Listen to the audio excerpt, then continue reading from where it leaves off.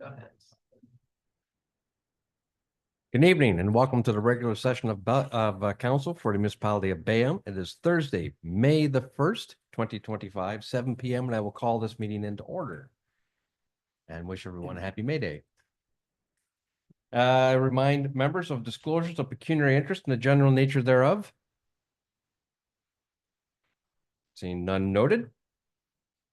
Which brings us down to, we have a presentation this evening, but he's not present at the moment. So we will move on then and deal with adoption of the minutes. The previous meetings. I wasn't going to give him a chance. But if you wish, we can back up. Does anyone have any announcements for this evening? Super. Councillor Chilcott. Thank you. I don't have a whole lot of information on it, but the Writers Club is this weekend. Yes. It starts, I believe, tomorrow and ends on Sunday, and it's in various areas of Port Burwell. And I encourage you to go. It looks like it's going to be a great time. No, I saw some correspondence.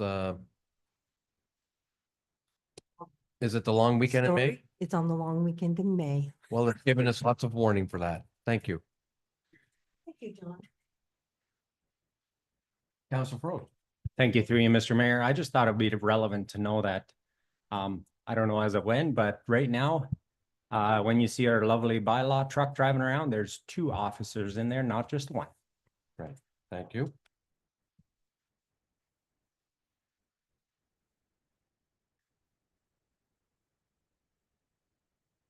There we go. Okay. Looks like Byron is now with us from Watson Associates, Economists Limited, regarding the Municipality of Bayham Development Charges background study. I don't see him on the screen yet. And there he is. Good evening, Byron. Good evening, Your Worship. Good evening, members of council and staff. Happy to be here again today.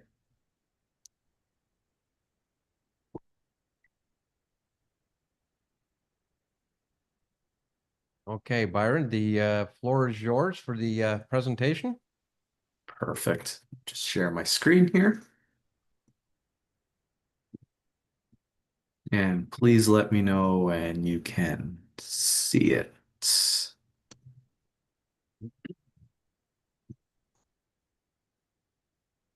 We see it. Perfect.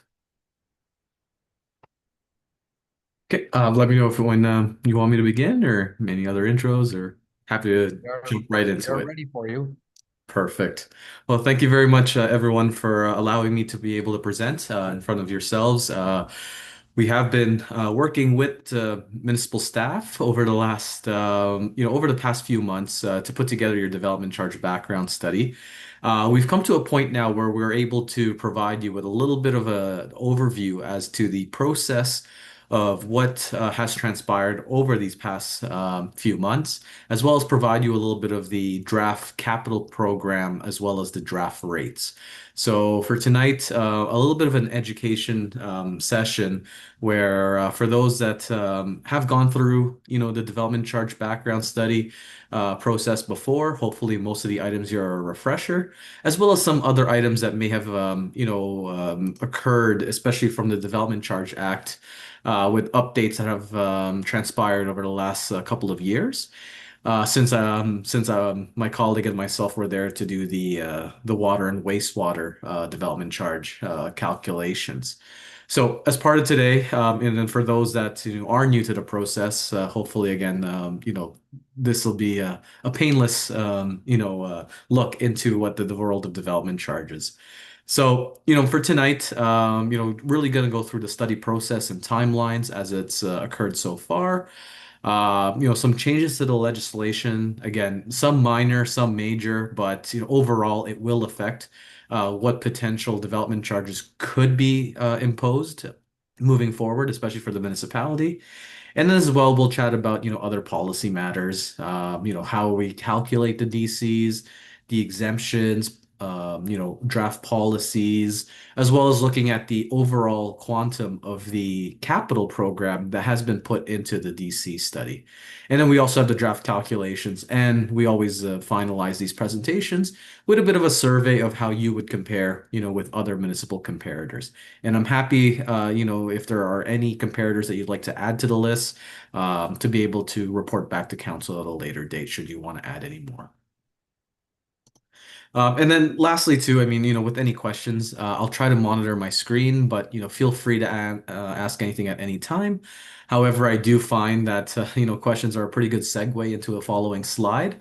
Otherwise, I'm more than happy to take questions, at the end of the presentation as well.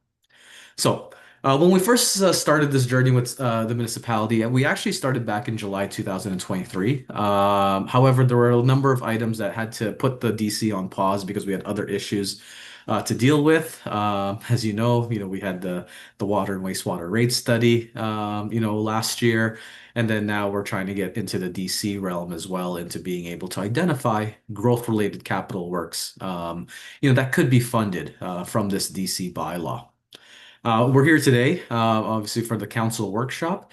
And then the goal is, once we provide you with this overview, to really gain your feedback, because, we would like to be able to finalize the calculations and policies by the end of this month, so that we can release the final background study in June.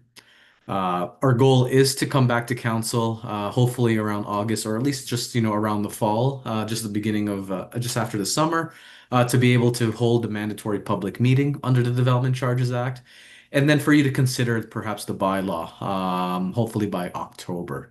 And, one of the items that we were discussing with staff as well is whether, the bylaw would be effective immediately after you pass the bylaw, or perhaps, have it effective, perhaps for, January 1st of 2026. So that's something that we can consider as well. So what are development charges? So a little bit of a recap for those, that haven't been exposed to it in a while. But development charges really are a revenue tool to be able to recover for growth-related capital costs associated with residential and non-residential growth within the municipality. These capital costs are in addition to what you would normally impose on, localized subdivision works. So for example, if you did have a builder, building, let's say, 20, 30 homes, typically they would build their own internal roads, any water mains and, wastewater mains, sidewalks, street lights, like they would put all that together, pay for it themselves, construct it themselves. And then once the subdivision is built out, you would assume those assets.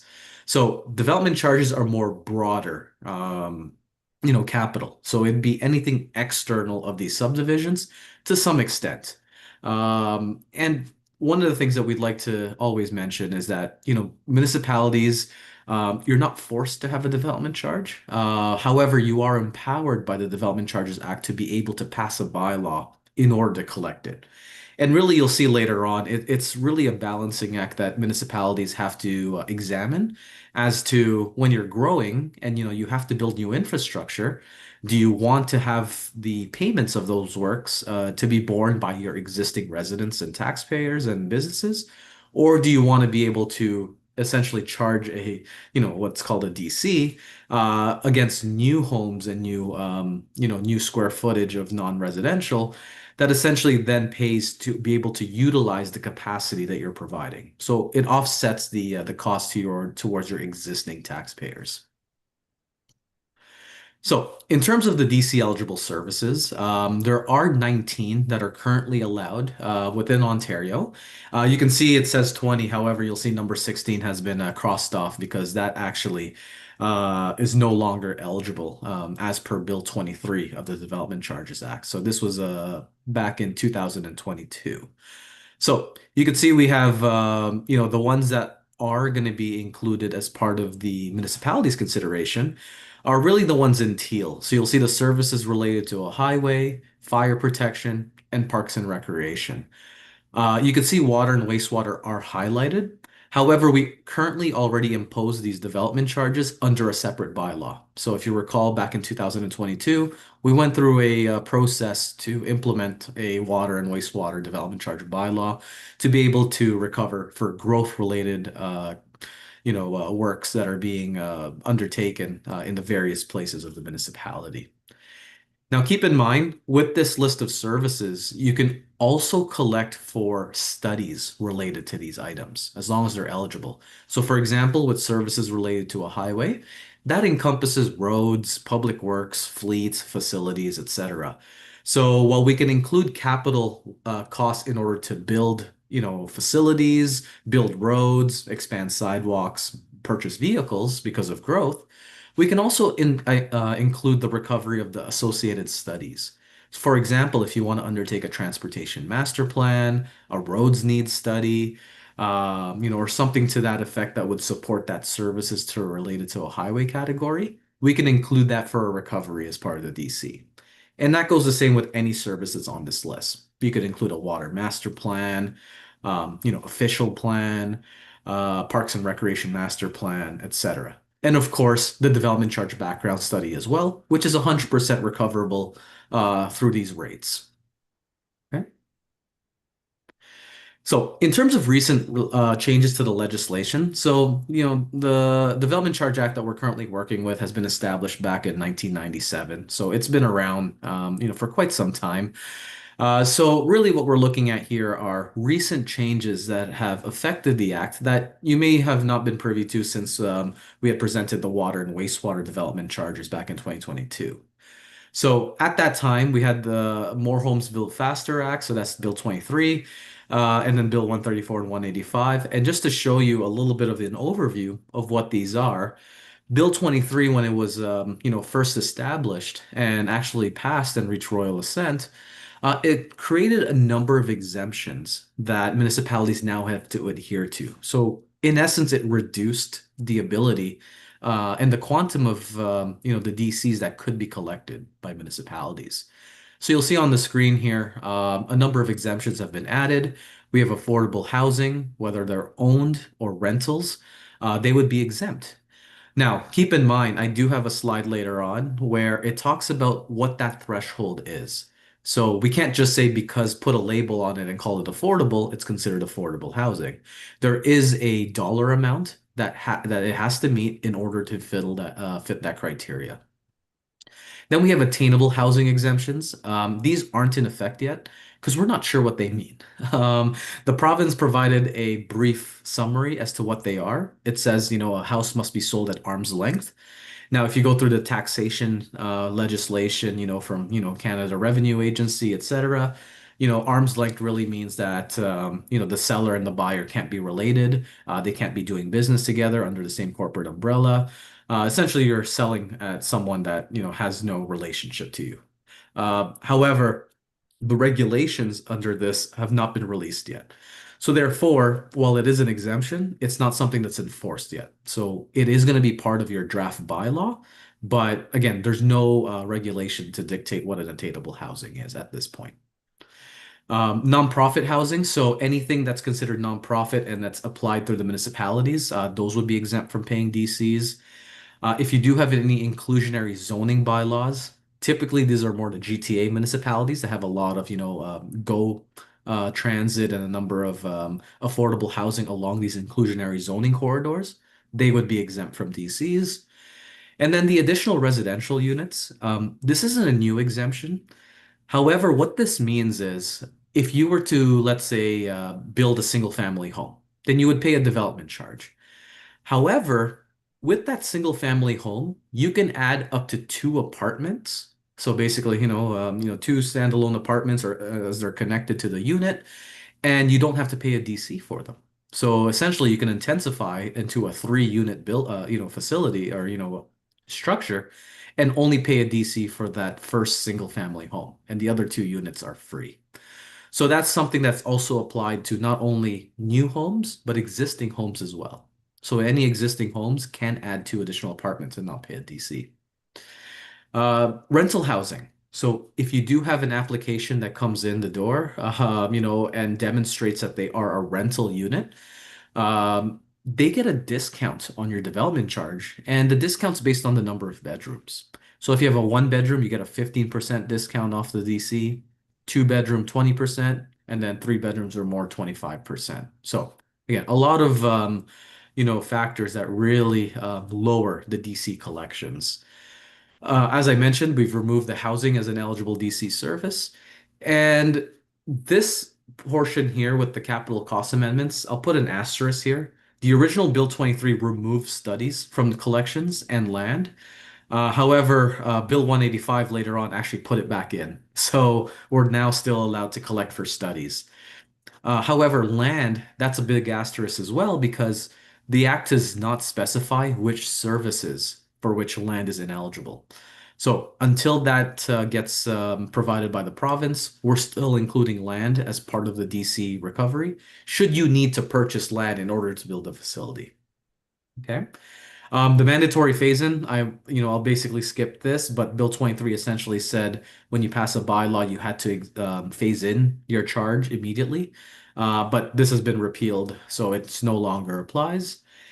And just interestingly enough, for those, just as a refresher, when an application comes through the municipality of site plan or zoning bylaw application, the DC rates are actually frozen for a period of time. So therefore, if I pull a DC, 10 months later or 12 months later, my DCs paid are still based on when I first applied for that development charge, for the site plan and zoning bylaw application. However, you as a municipality, because you're now collecting at a lower amount, you should be able to collect some type of interest to take care of the opportunity costs. So that's why this in this bill basically allows you to collect up to a maximum interest rate, which is typically prime plus 1 percentage point on these installments and DC freezes. Oh, by the way, and for those that for the installment piece, just as a refresher for council and staff, if you do have any rental housing or institutional developments, they're allowed to pay their DC over 6 payments or over 5 years. So that's where you can add interest costs to those annual payments. Keep in mind your DC bylaws can now have a useful life of up to 10 years. Historically, it was 5, but now they've increased it to 10.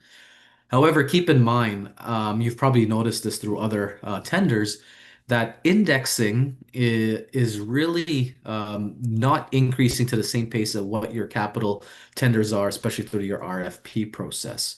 So while DC bylaws can be inflated every year with indexing, typically what we find is there's a gap that becomes prevalent over time where even though you're indexing your DC bylaw by, let's say, 5-10% per year, the actual tender amounts of when you're actually taking on these works are probably going up 10-15-20% per year. So your DC bylaw is no longer collecting the appropriate amount of what you are actually paying for from an expenditure standpoint. So it is good to actually still review your DC quantum, at least periodically. May not be the full 5 years. Maybe you do it, just a back of the napkin envelope.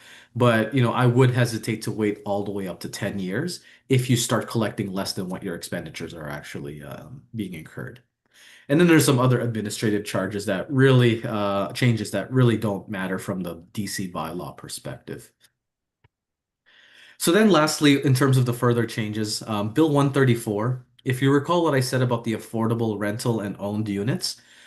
So when that bill first came out, it basically said, as long as the market value or the rent is less than 80%, then it's considered affordable. But that only looks at the sale price. It doesn't look at the purchasing power of the individual. So what the province did was actually release Bill 134 that added an income qualifier. So it takes a look at all the different income levels throughout different municipalities in Ontario and basically determine that it's considered affordable if the amount is less than 30% of the 60th percentile of income, or less than, or the lesser of 90% of the average rent or purchase price. So what that means is they'll look at the income within, the municipality of Bayham, and whatever the 60th percentile is within that range, whatever 30% of that amount That's the monthly, rent or purchase price that should be used as a threshold to consider it affordable. And then lastly, for Bill 185, doesn't really impact you because we are going forward with the new bylaw. But as I mentioned, we've removed the phase-in. We can include studies back in. That rate freeze is actually now 18 months. So developers have to pull a building permit within 18 months to keep that lower DC amount. If they pull a building permit, 18 months and 1 day, they're now subject to whatever rates are in effect as of that time.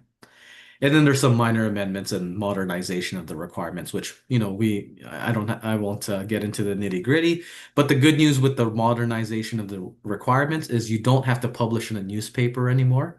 They have modernized it that you can put notices onto your website. So a little bit of a silver lining for Bill 185. So just lastly, in terms of the development charge relationship, I already mentioned this earlier in my presentation, but if you look at this triangle here, the main part is if you're growing and have to service new users in that top oval, then you have to build new infrastructure. And there's no magic to it. If you don't collect development charges, it's fine, which you historically don't for roads, parks and rec, and fire. However, the moment you don't, if you have to build new infrastructure, you have to now rely on existing property taxes, water, wastewater rates, reserves, fundraising, etc. So development charges, again, that's a revenue tool that is allotted to you by doing this exercise to be able to then collect from those new developments rather than putting the costs on the existing tax base. So again, it's just that balancing act of how you would like to see this unfold. In terms of the methodology, I won't go too much into the details. If you read the Development Charges Act, there's about 80 clauses and hundreds of subclauses. Makes for great nighttime reading if you have insomnia. However, if you take a look at this, it's really comes down to 6 major items. We identify the amount, type, and location of growth. So through working with your staff, the planners, as well as looking at your applications, we determine where you're growing, what type of units are being developed, and then really what population and employment those units yield. We then take a look at your servicing needs and say, well, if you're growing by this amount, what type of servicing do you need to accommodate these individuals and businesses? So, let's say for parks and recreation, maybe you want to ensure that, for every 1,000 people, you have at least, 3 hectares of parkland, right? That could be something that you provide. So then that's fine. So that'll be our servicing need. But then number 3 then says, well, what type of capital do you need to meet those needs? So if you want to provide, parkland or, parks and recreation for these new population growth, then now it's up to council and staff to then dictate what type of capital would you like? Would you like a splash pad? Would you like a playground, a parquet? So you have the opportunity to pick and choose the type of capital to meet that servicing need, okay, for growth. But of course, there's a number of deductions in the act. Again, it's no longer full cost recovery. So if you do have any grants, subsidies, or maybe contributions from neighbors, the developers, upper tier government, or even the province, we have to reduce those amounts because that's money that you're getting to help fund these works. We have to look at your benefit to existing development too. So if you're building something, how does it benefit the existing community as well as benefiting the new growth? Because if there is a benefit to the existing community, that should be recognized. And a good example of that, a simple example, is maybe you have a 5,000 square foot fire station and you want to increase, perhaps to 10,000 square feet. Well, if you want to demolish that old fire station and build that new 10,000, well, at a simple level, you already provided a 5,000 square foot fire station. So really, the incremental change is just doubling that size with that additional 5,000 square feet. So really, that benefit to the existing development is 50%, because while you're building a 10,000 square foot facility, the first 5,000 was already there historically. We also have to look at amounts in excess of the service standard. So what we do in the background, we actually do a 15-year calculation of what you've historically provided. And then basically what we do is, as the act dictates, determine what that ceiling is. So we can't pass that threshold. So we can never just say, hey, I want to build a $20 million facility when historically, you're maybe capped at only 7 million. So there's a number of calculations that are done in the background. I won't bore you with those calcs, but that you will be able to see that as part of the report. And then DC reserve funds. You may not have any right now, at least for these core, items and services that we're talking about. But as you go from one bylaw to the other, as you're collecting DC monies, if you haven't spent it yet, you may have some money in the reserve fund. That should be deducted from the capital costs as well. So with that being said, we now have a net cost once we've deducted all of those different variables. And we then allocate those costs between residential and non-residential growth. So that is mandatory. We have to allocate it between the two different types. But then once we have those dollar amounts separated, we divide it by the growth, and there's your development charge. I know there's a little bit of a mouthful there, but here's a little bit of a simple graphic.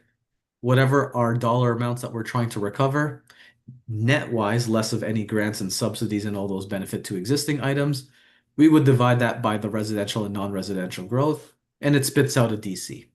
From a residential standpoint, it's usually a charge per unit. So maybe you have a different charge for single-family homes, townhouses, or apartments.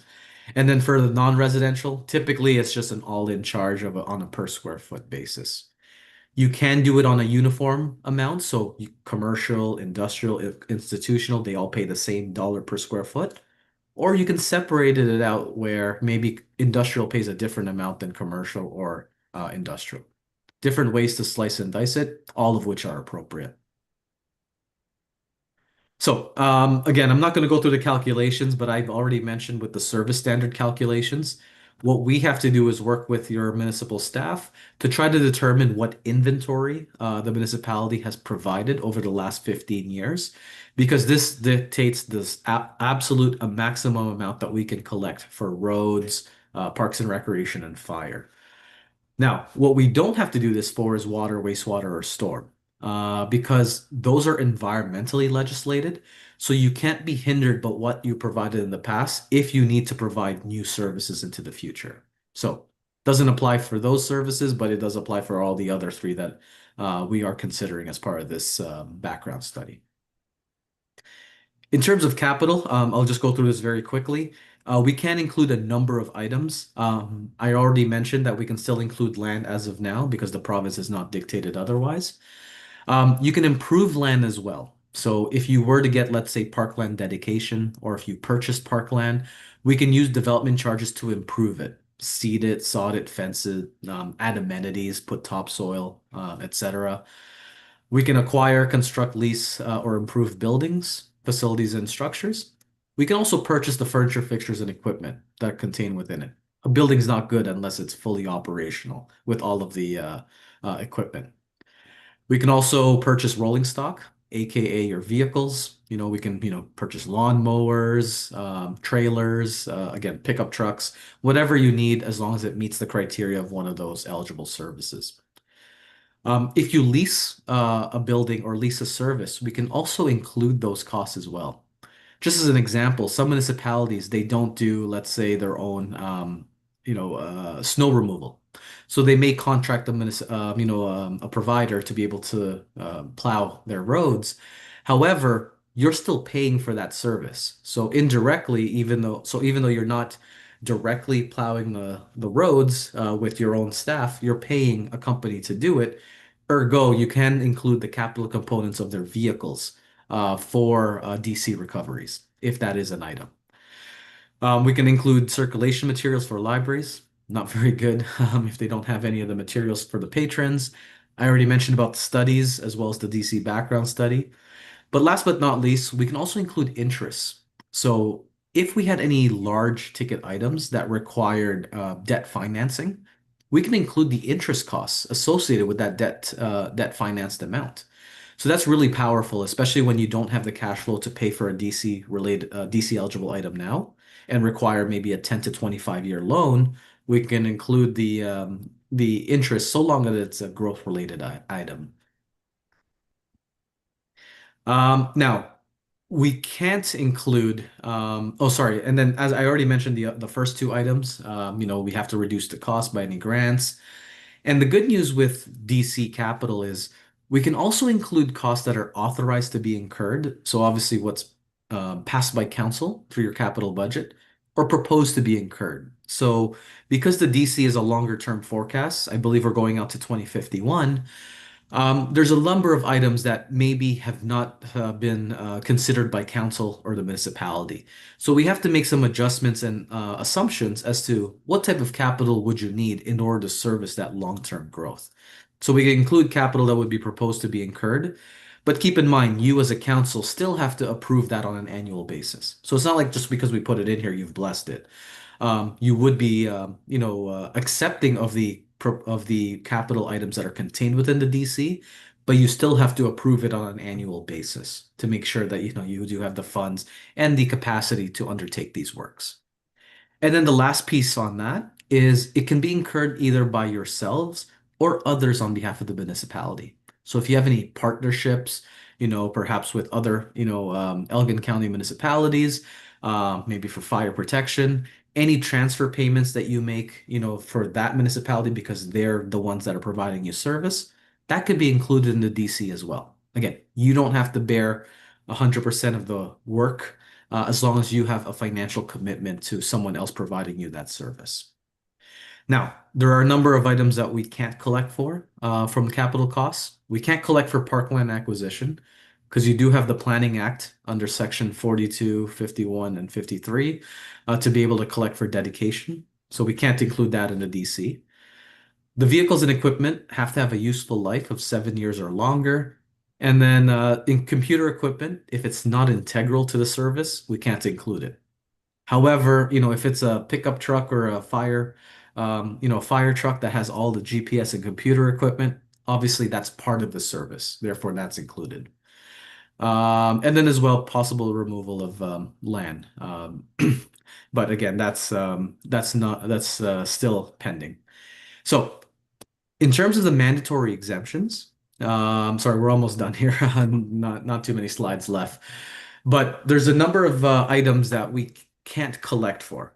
So if the county decided to build a facility, you can't charge them a DC.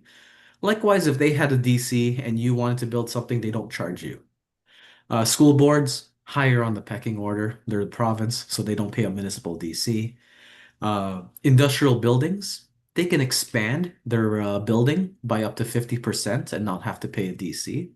Now, keep in mind, we do draw the line in the sand where this is going to be a one-time expansion because you don't want someone abusing this. I have a 100,000 square foot, industrial complex.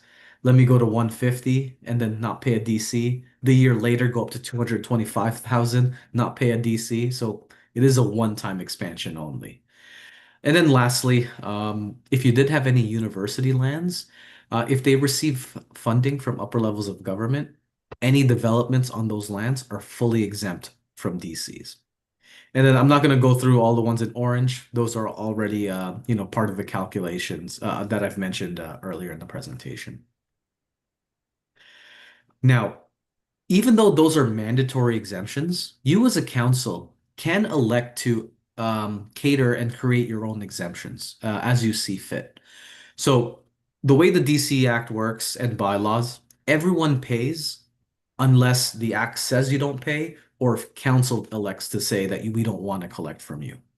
So as we calculate the charge, you can then reduce it if you so choose in whole or in part by the different types or classes of development. So maybe, for example, you don't want to collect from industrial or you want to give them a 50% break, then essentially we can reduce the charge by whatever you decide. Some municipalities maybe perhaps exempt, places of worship, churches. So that's something that we can include as well as part of the bylaw. If you're going from nothing to something, or maybe the charge is increasing at a significant amount, you can also phase in the amount over time, right? So maybe you want to implement only 50% and then go to 75% in year 2 and then 100%. You have the powers to do that should you so choose. And then lastly, redevelopment credits. If, knock on wood, my house burnt down, I should be allowed a period of time to be able to reconstruct it without having to pay a DC. And typically that's about 5 years. You can also have individuals that may, redevelop and rezone. So maybe they had a single family home and they wanted to build, 3 townhomes. Well, what you would then do is say, well, if that single family home, let's say, had a $10,000 DC payable, and then the townhouses maybe are $7,000, then it's a simple mathematical exercise. So the 3 townhouses times 7,000, $21,000 payable. However, since I'm demolishing a $10,000 DC eligible home, the net payable should only be 11,000, right? 21,000 minus 10. So there is that redevelopment credit that should be allotted for. Now, keep in mind what councils typically exempt throughout Ontario. You can see at the bottom of the list of this page. So typically places of worship are exempt, bona fide farms, industrial, it may be exempt or at least discounted, downtown, CIP areas or infill areas, brownfield developments, and hospitals. These are kind of the top 6 that are usually exempt, but again, you can decide whatever you would like in terms of a reduction in the DC.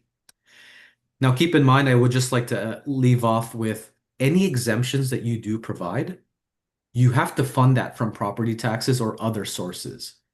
Because the way the DCs are calculated, we calculate it as if you need to collect for the full amount of that capital, program. So for example, let's say we have a $10 million road you need to build and it's 100% DCable. Then the DCs we calculate are really to collect for that full $10 million. But if you decide that you don't want to collect from industrial, but then we figure out that their square footage equal to, I don't know, $2 million of that 10 million, well, we still have to build a $10 million asset, but you've elected to not collect that 2 million from DCs. So now if we have to build that $10 million road, you have to fund that 2 million from other sources. So keep in mind, any reductions need to be made whole into the DC reserve funds. So lastly, with these eligible definitions in terms of exemptions, I already mentioned earlier that the affordable exemptions are only eligible if they meet this criteria. So you can see here on the right-hand side, if a unit is sold in the municipality, and whether it's a single family home, if it's a townhouse or apartment, if it is less than $355,700, then that is what's considered affordable in the municipality. And this is according to the province of Ontario through their annual bulletin.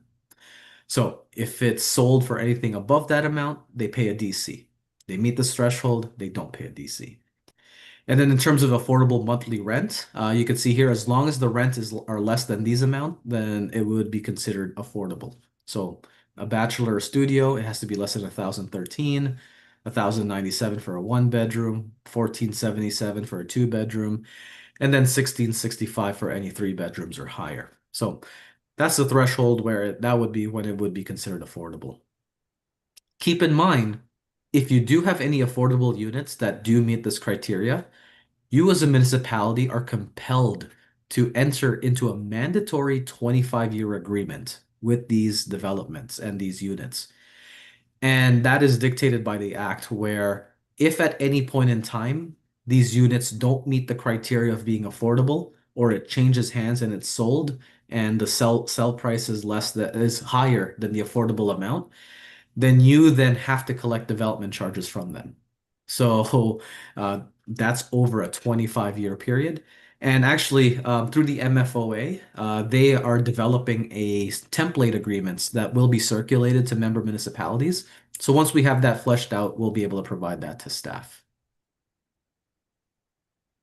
I won't dwell on this too much. Hopefully you have this as part of your background package, but essentially, in addition to the development charges, you do dictate what you require the developers to build on your behalf as part of a local service. So basically, this is on their own dime, own ticket, and this is what would be required to build as part of their subdivision.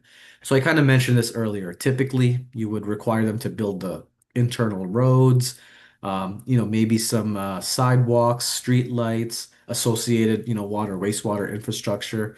Maybe you require them to build some parks if it's internal to the subdivision, get some cul-de-sacs, open space, etc. So This really just sets the bar as to what would be DC eligible versus what would be a local service. And we do include this as an appendix within your background study. Any questions so far? I'm in the last few slides, but now this is where all the rubber hits the road, and here's all the dollars and all the growth forecasts. Nope. Okay. It should be done in about 5 to 10 minutes. So what we are seeing on the screen here, I apologize for the size, but this is essentially the growth forecast that has been drafted as part of the background study process. So you can see the black is the historical building permit activity that the municipality has experienced. The red line is the average, historical average over that time horizon. And then moving forward, the dark blue, you can see at the bottom of these bar graphs, that represents your low density developments. So really singles and semi-detached homes. This little light blue sliver, that's your medium density or your townhouses. And then that gold above is the high density. So that's your apartments. So you can see, in 2024, you did have quite a bit of a peak. You had about 55 building permits that were issued.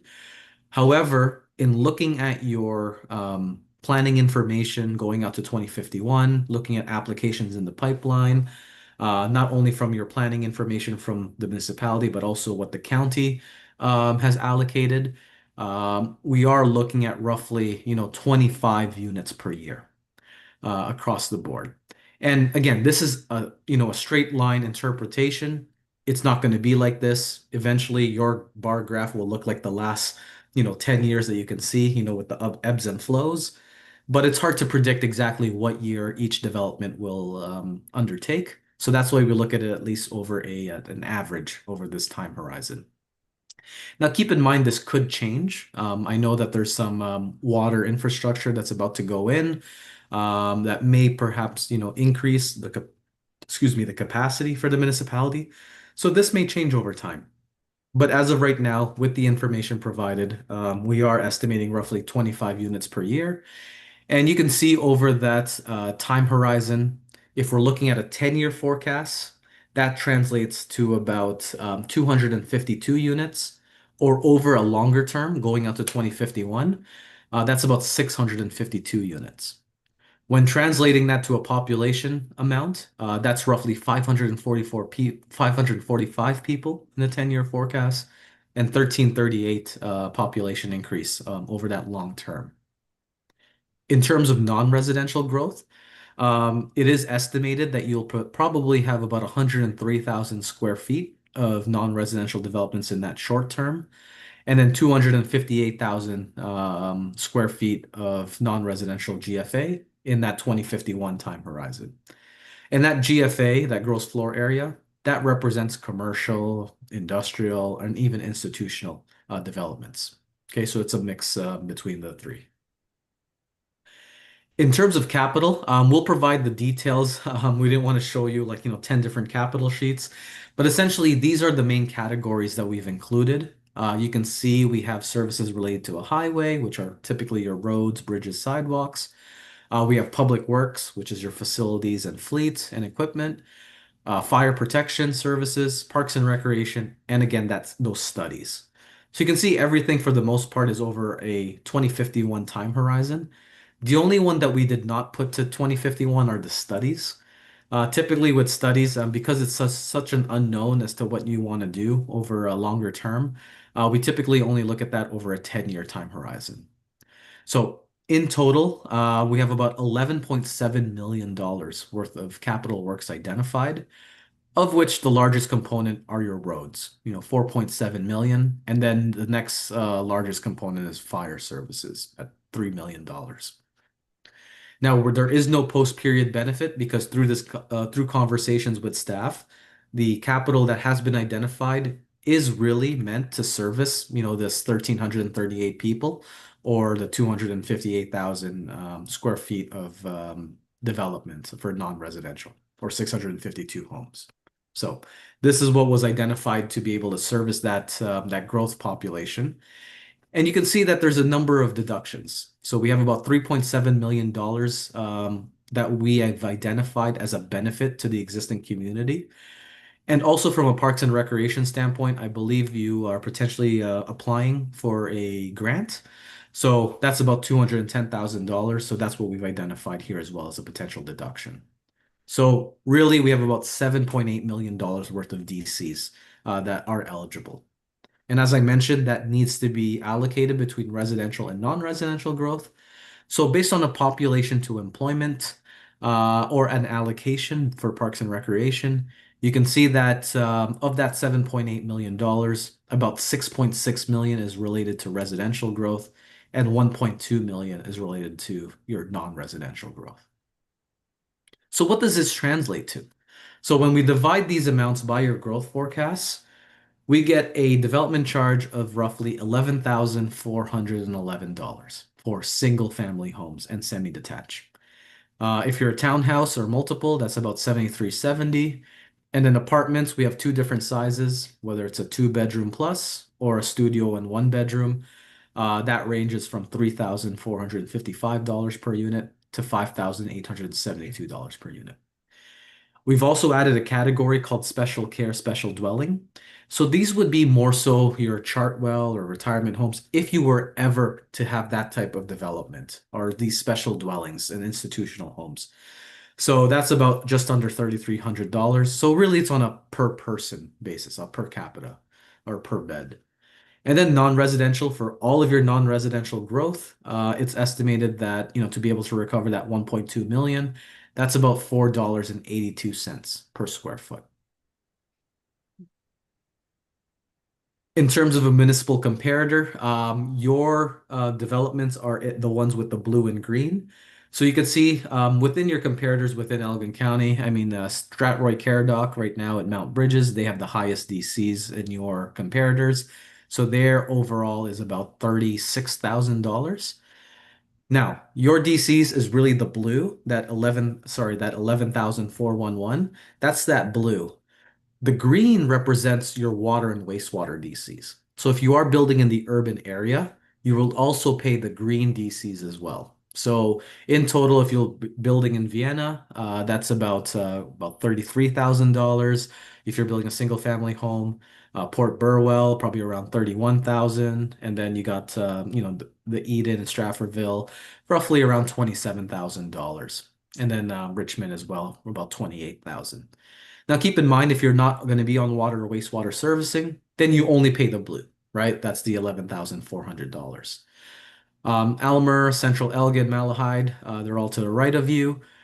Keep in mind that Southwold, for example, their charges are less than 10,000, but they don't have water and wastewater as part of their DC. Same as Dun and Dunwich and Malahide in this example. Their DCs are separate for water and wastewater. And then keep in mind that our firm N is currently undertaking the DCs for some of these municipalities. So, for example, Central Elgin, Southwest Middlesex, these will all change probably in the next 6 months as we go through their development charge updates. And actually, with Southwest Middlesex going through that maiden voyage of introducing a development charge. In terms of commercial, as you can see here, we're only looking at the municipal wide because your bylaw right now is for water and wastewater is only for residential. You don't impose a water wastewater DC for non-res. So you can see here in terms of the commercial piece, you're actually fifth in your ranking. So you have Dun and Dunwich, Almer, Central Elgin, and Strathroy Caradoc, going up to almost $17 per square foot. As I said, yours is about $4 and change. And then you have Malahide, Southwold, and as I said, Southwest Middlesex, they're currently considering a DC, as well as West Elgin. And then from industrial, similar discussion here. You're fifth in the rankings with Strathroy, Caradoc, Central Elgin, Almer, Dun and Dunwich to the left. And then, as I said, some of these other municipalities are considering their DC bylaws as of today. So that concludes my presentation. Thank you very much for listening. As I said, we're looking to finalize the calculations on policies based on, again, the feedback from tonight, as well as any feedback that you may provide, your senior staff that'll feed into the development charge background study, whether that's exemptions, other policies you want to consider. We've also provided staff with a copy of all the capital sheets. So if that's something you'd like to review in terms of, what's being included, we're happy enough to take that feedback and really have a final consolidated report in June in time for the implementation period over the summer and fall months. All right, thank you very much, Byron, for that presentation. There's a lot of information there. It's a lot to wrap your head around. I'm going to look to, I guess you're taking the lead on this, are you, Lauren? I can, your worship. Okay, well, I'm going to look to staff here for a minute. Are you looking for council to make decisions on anything tonight? Byron and I are looking for council's input. So if we have revisions, questions, if you're happy with the current rates proposed, residential, non-residential, that's basically the direction we need, correct, Byron? So that way we can, meet the agenda's timeline outlined at the beginning of the presentation, how we can effectively have this rolled out potentially by October. Understood that. But I guess what I was getting at is you want council to make a decision on what properties we want exempt, what perhaps services that may expand the list to. What is it that, I because think that's a lot of information, and I think it's a little much for council to make that kind of a Yeah, I would just suggest that, again, this information session is really, really meant to not have any decisions being made. This is all the information being put forth. As you can see, we are looking to finalize the background study in June. So hopefully within the next time that council meets, maybe as part of the items is to consider is, what exemptions would you like to include or not include? Any policy items that you'd like to see within the DC. But I'm happy to take more feedback rather than a direct recommendation or any types of decisions made today. Okay, Again, this is more for your information to be able to digest everything. All right, thank you for that, Byron. Now, working on that premise then, I don't think we're going to make a decision on anything tonight. But while we've got Byron here, does anyone have any questions? Need any clarification on anything? Because we are going to be talking about this within, I suspect, as early as next meeting, we'll perhaps have a discussion on that'd be some of this correct, your stuff. worship. Okay, Deputy Mayor. Yes, thank you through you, Mr. Mayor. Going back to that per single or semi-detached dwelling chart, page 22, where it's showing the comparators with the different municipalities. Our neighbors, like for example, Malahide and Elmer, do we know those include the water, wastewater? Do they have DC charges for water, wastewater? I'll have to double check. I don't have that on top of my head, but I believe they do. I just have to double check to see if maybe it was separated between some of their other fees. So I will double check for you, through your worship to the deputy mayor. So I guess just to Yeah, thank you. put the final point on it, if we're looking at these are inclusive or harmonized development charges we're talking about? No, so this would be homogeneous. So Homogeneous this would be the con- one. Thank you. So this would consider developed and non-developed. So I would remind the council, the all-in is just for a presentation. You really need to consider the 11. it's blue. Because if you're on a side road that doesn't have water or sewer, they're only paying 11. Mhm. We already have the 18, the 19, and the 20 in the respective areas already in place for water, sewer, or water enrichment situation. So to service that lot, they still need a well, they still need wastewater. So they're still gonna have those costs regardless if they're unserviced or on a side road. It's a matter of new population growth to help support fire suppression, road conversion, park expansion. As Byron indicated, there is multiple benefits to our capital program. So when an asset is added, if we expand like the fire hall from 5 to 10, and as the fire chief indicated, he has future expansion of fire suppression needs down the road, that addition would be funded by the DC. Mm. And it also support the new residents that are coming in. So they're paying a portion to fund the capital that our existing residents have already funded through years of property taxes. Okay, before I go to you, Counselor Tilka, I just want to make it abundantly clear. We're talking about additional capital. We're not talking about using DCs for maintenance. This is simply for new This capital. is new capital. New capital. Okay? Counselor Chilcott. Thank you. I was just noticing Malahide, Dutton Dunwich and Southwold have a one next to it. And if you look in the bottom, it says that does not include DCs for water or wastewater. Correct. That's to answer. Homogeneous. This is the homogeneous Right. DC. So it's the dark Yeah. blue, it's the ones that we're using for comparator. Okay, Counselor Froze. Thank you through you, Mr. Mayor. Under discretionary exemptions, is there like an unwritten code of conduct for municipalities that we charge these and we don't charge these? And question number two, what's a bona fide farm and what's an unbona fide farm? Byron, I'll leave that to you. Yeah, great question. So really, as I said, the DC, the Development Charges Act basically says you can charge, everyone pays unless it's a mandatory exemption that the act exempts or council decides they don't want to exempt, which means you have the sole discretion as to what you would like to charge or not charge. And you can even get granular as to, well, we want to charge it if it meets this criteria, and the moment it does not, then we don't want to charge it. Like, you know, there's you could draw the line in the sand however you like, as long as it doesn't become bonusing. So you can't say, well, I want to charge, you know, this type of farm because I don't like Bob, but I won't charge Bill because he came to my Christmas party. Like, you can't do it that way. It's either all farms are exempt, or you know, you want to say, well, farms that are, you know, basically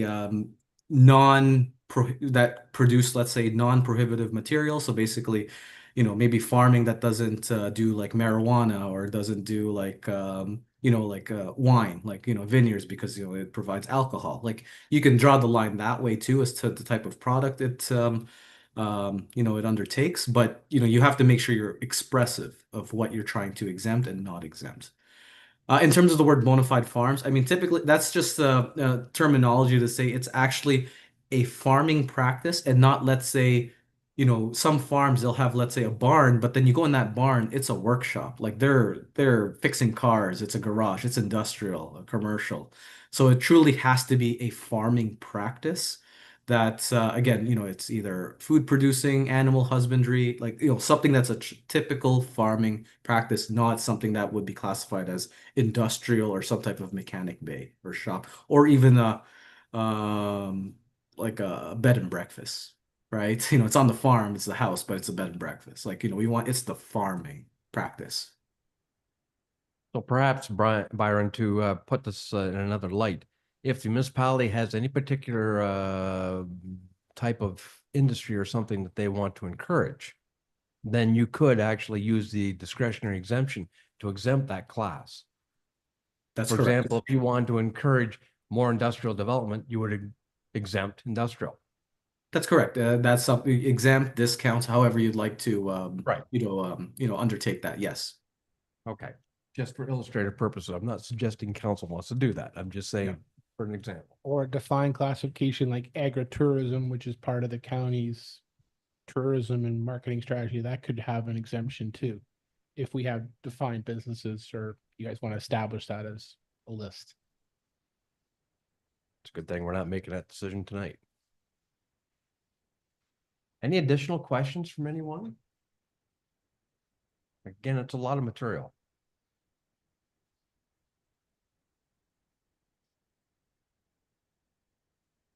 There's a question that maybe I could pose to council is, when we come back for the next round, does council want to see the whole list that staff have outlined as the assets that are included in the DC? So that way they can see it relates to the 10-year as well as future growth. Does council want to see that? Yeah. Because that would really, a lot of the items that are in there have been included in our 10-year and set up that way. I think, just for clarity again, and for me, if you will, when what you're describing are assets that are eligible to be funded through development charges. Either at 100% or a pro rata. Okay, that's what I'm trying to get at, because sometimes when you're speaking, I'm thinking, you mean the ones that you're gonna apply DCs to? No, it's what DCs could help fund. Correct. That's what you're gonna bring. That would be helpful, I think. Anything else from council? Again, it's a lot of material. Okay. Counselor Emerson, you're all right? Okay. Okay, Byron, again, thank you very much for that presentation. Again, a lot of material, a lot to consider. And Lauren, we look forward to revisiting this. Thank you, Your Worship. Okay, Thank you we very- have a motion before us that reads that the presentation from Watson and Associate Economists Limited regarding the municipality of Bayham development charges background study be received for information.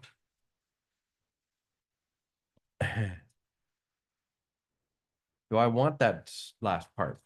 And that the development charges background? No, I don't believe I do. Sorry. We just want to receive for information this evening.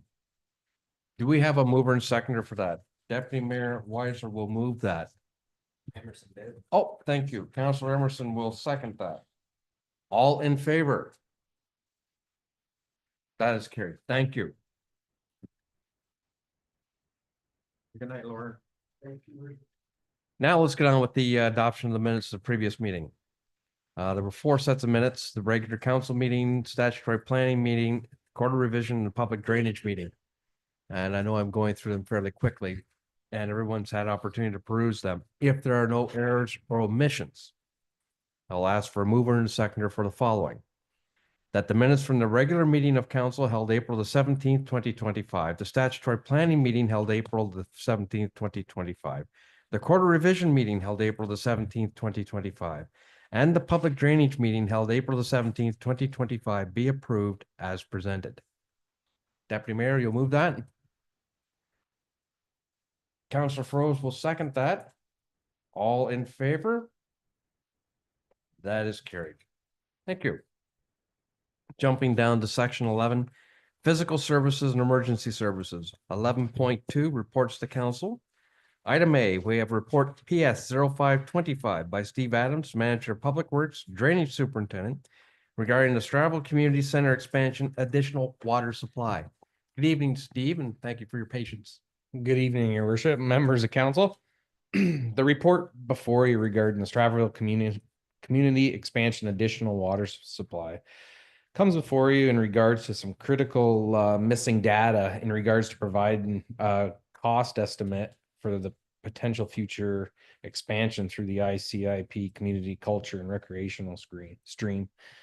So municipal staff have been collaborating with A-Link architect, as you know, working on an update costing proposed renovation through the engineers, and the engineers have confirmed that the current water supply to this existing building is insufficient to support the proposed development and meet the future demands, and additional water source and reservoir may be required. If we continue to move forward with this project, the engineers are recommending to staff that we drill a secondary test well to access both the quantity and the quality of the water. Currently, the existing well supplies between 5 and 7 gallons per minute, supported by the 4 large pressure tanks over here in our storage room, which provides the municipal building as it is in its current state. We also found the current well out on the side yard. It has significant decay in the bottom. It has been brought up to our attention that we'll have to seek within 10 years of casing and possibly a 5-year replacement on the pump. However, based on the engineer calculations, the projected peak demand for the expanded facility will be between 45 and 55 US gallons per minute, with a minimum required flow of 25 gallons a minute. So staff went out and sought a couple quotes for just a test well. This the price within the report. It's just a well. They test the quality or the quantity of water. We'll send in the testing for the engineers. what the quality of the water will be.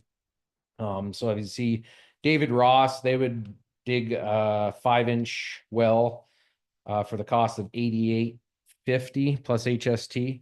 Their estimated output would be 25 gallons a minute. And then Hayden Water Wells submitted a quote for a 6 and 5H well casing, so a little bit larger, for an estimated 25 to 40 gallons a minute. Both contractors we met on site, they both suggested the east yard beside where I guess the proposed addition would be. That seems to be off of the street there. They both seem to think there's twice the water there is on this side of the building. As we know, every well contractor is different and they all have their ways of witching, I guess you can say. However, staff also, after we got the quotes, we consulted with the Ministry of Environment, Conservation and Parks just to confirm what we would need. Obviously, if you do the totaling of what they're asking for, the threshold would be under the permit to take water. However, the engineers did confirm, obviously, the daily usage would be under the 50,000 liters per day, which technically we would need at that point a permit to take water. Additionally, with this, we talked about a hydrogeological study. For us, under this, it'd only be a requirement if we were over that 50,000 liters, we'd have to provide this. However, if council wishes to move ahead, and if it's desired by council, the other option is to do a yield test, which measures the drawdown and the recharge rate of the well. This would be if there's any question about neighboring wells, if we were to, we don't want to pump, obviously, neighboring wells or the aquifer low. This is one method of finding out what our maximum testing would do. So that yield test would be an estimated $2,500 to $3,500. It's hard to lock in at this point, depending how deep we go with the well. It's estimated 50 feet. Both contractors estimated 50 feet with different size screens. And then the hydrogeological study is significantly more money, 7,000 to 9,000. Plus, there's some unknown contractor rates pending the third party on top of that. However, again, pending the depth, pending how long we'd have to pump for, how much water, that would obviously consider or be considered within this amount. So if council wishes to proceed with the expansion, drilling a test well is essential to finalizing and locking in a cost estimate. And within this, there's no current funding within the operating budget under the facility. This would be funded under the working capital reserve. So with that, I'll leave it with you and here to help with any questions. All right. Thank you very much, Steve. Questions? Councilor Chilcott. Thank you. Steve, this test well, once the testing is done, it's called a test well. Is it able to be used for the future? Yeah, through your So we don't have to worship. Do anything else? Yeah, I didn't expand on that part of it. Obviously, it will be. The well we have out the side, it could be left until a point of it needs to be decommissioned. However, the new facility would be hooking this section up with the new section under one. So yes, this test well would be the well utilized for the whole expansion. If for some reason we didn't move ahead with the expansion, the well would be there until this well such time needs to be replaced. Okay, just to clarify, Oh, I'm going to clarify for you right now, or Steve, just from the report and from what you're suggesting that the present water supply, does it meet the current needs of the building? Not the new facility. Not the new. proposed. I would say that I've heard it stories in meeting the the- past. It is. Well, except if you have a full hall up here and you're flushing every toilet at the same time, it That's- doesn't. It does not. You're correct. Which goes to Councillor Chilcott's point that you're going to need an additional water supply anyway. So to build off of that, last year, if you remember, last 2023, maybe late 2023, we had problems with our flushers in the toilets upstairs. That was a lack of pressure. That was actually because two of our tanks in the side room failed and they had to be replaced at that time. That just shows how much, by missing a little component in our system, took a toll on the flushing systems upstairs.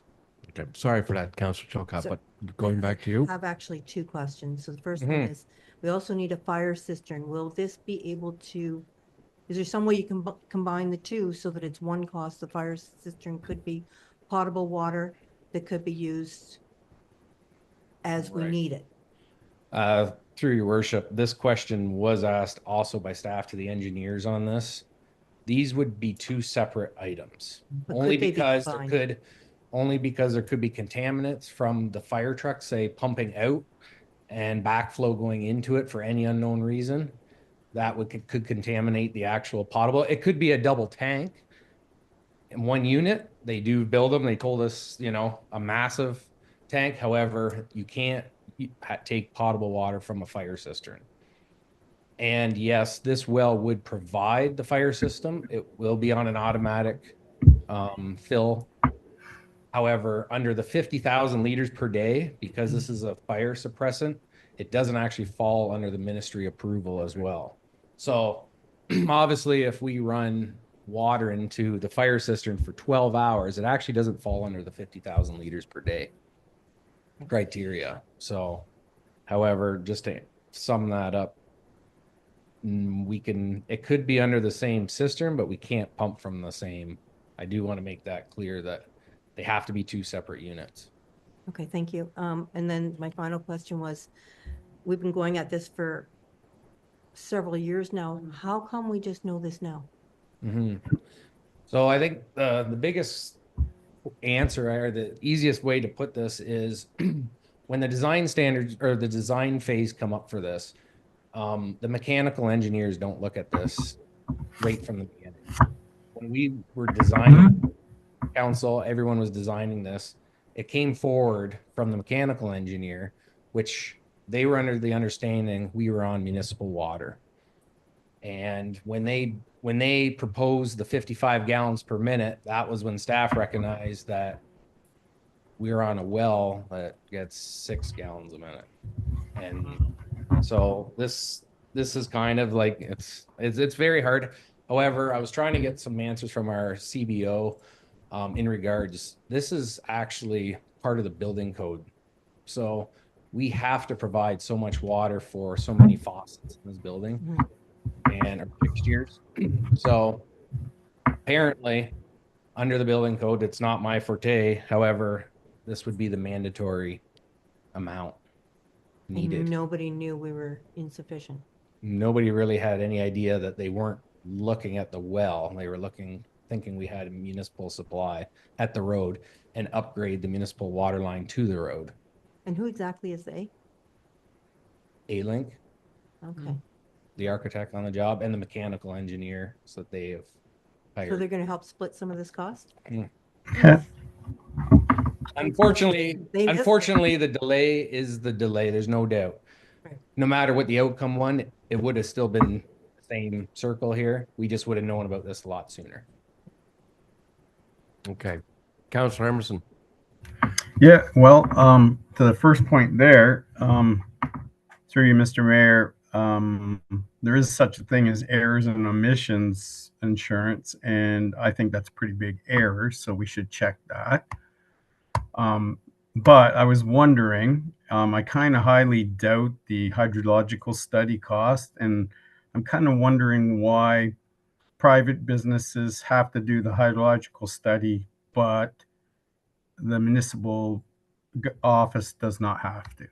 Because I think for me and for everybody else that's had to provide proof of water, I think I'm somewhere around 30,000. I've invested in a hydrological study for my little project, which is not even 10% of that water.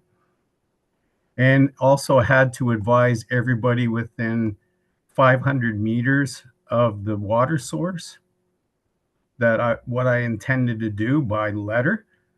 And I'm wondering if would be an awful lot of letters within 500 meters of the town hall. So I'm kind of wondering why that. And then additionally, I'm wondering who's liable if we do start drawing 25, 30 gallons a minute through that well for replacing sand points if we even draw the water table down 1 foot. Or is the staff going to go and reprime their water pumps when we do draw it down 1 foot or 2? Those are really my significant concerns. And then I have follow-up questions after that. Yeah, through your worship, I can only answer part of that as the actual hydrogeological. Maybe Thomas can help me out with it. However, from my knowledge, I can only tell you under Severance's subdivision developments, that's about the extent that I know that it's required. This is why we went to the ministry, just to be sure that, however, if there's anything, nothing's been identified by staff that it's necessary under the development or the building code. Okay, that's interesting. We have a development application coming up tonight where there is hydrogeological data. Yeah, if you require next door, last meeting, 2 Yeah. houses down, right? Yeah. That was for a severance, for a split in Correct. a property, Correct. just one resident.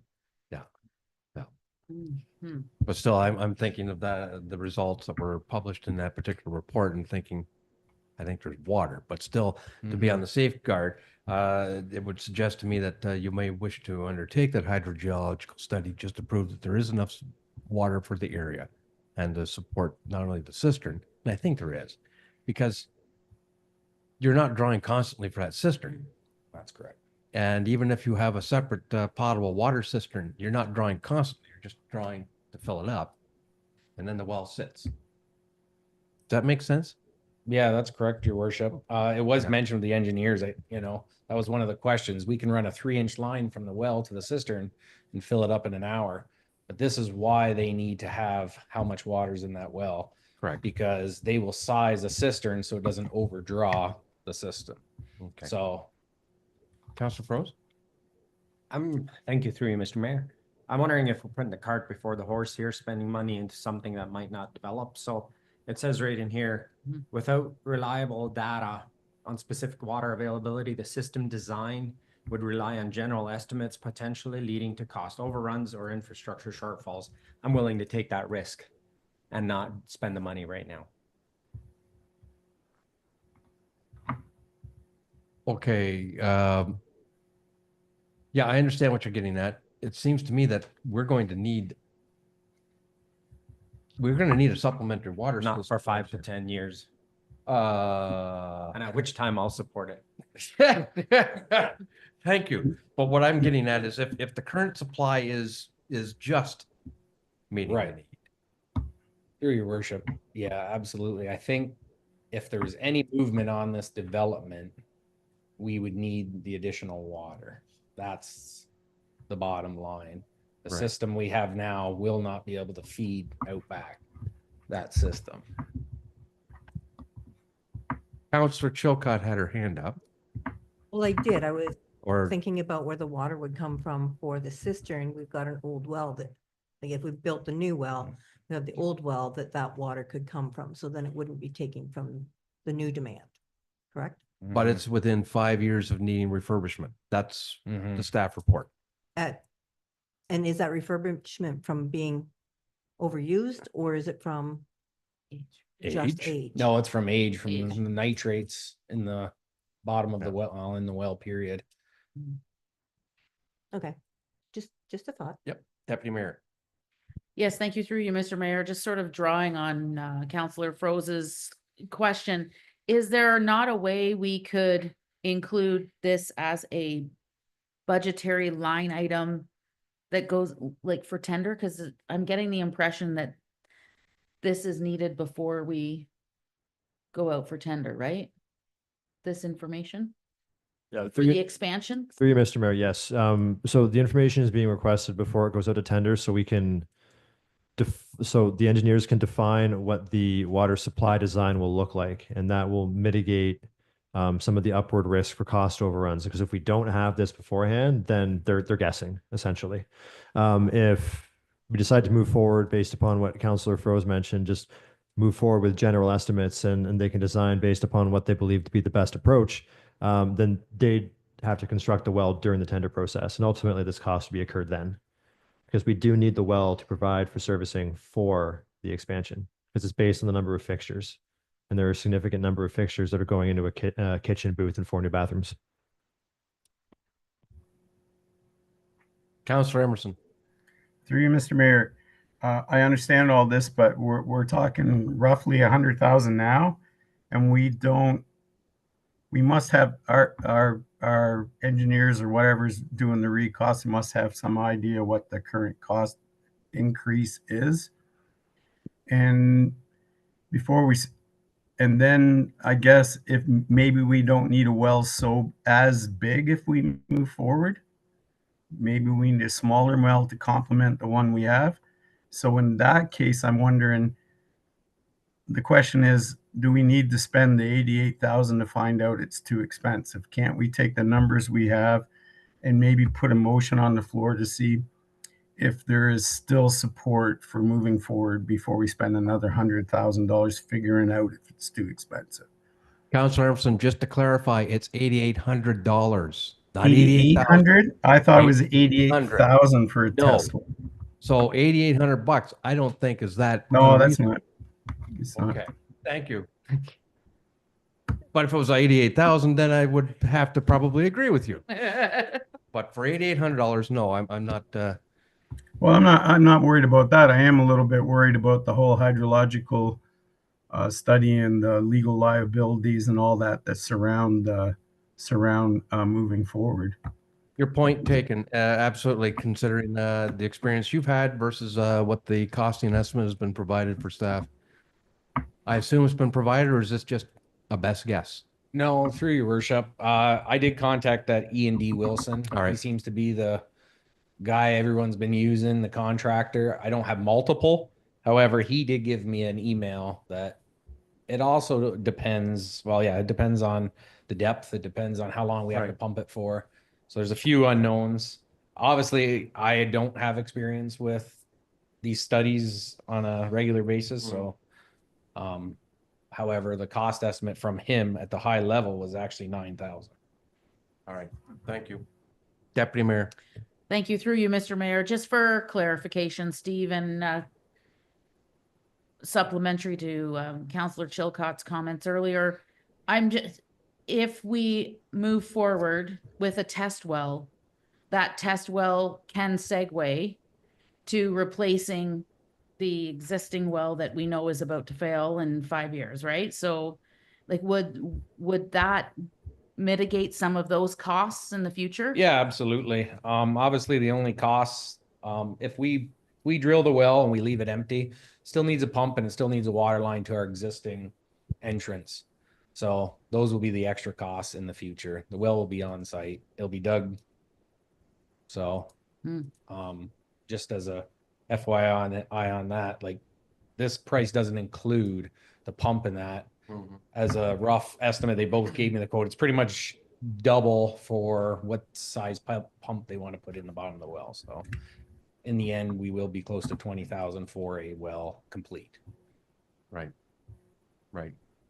Councillor Froese. Thank you, through you, Mr. Mayor. My first thing is still, let's not do it. But if we're gonna do it, I have more than 20 years experience with each of these well drillers, and Hayden is by far superior in my opinion.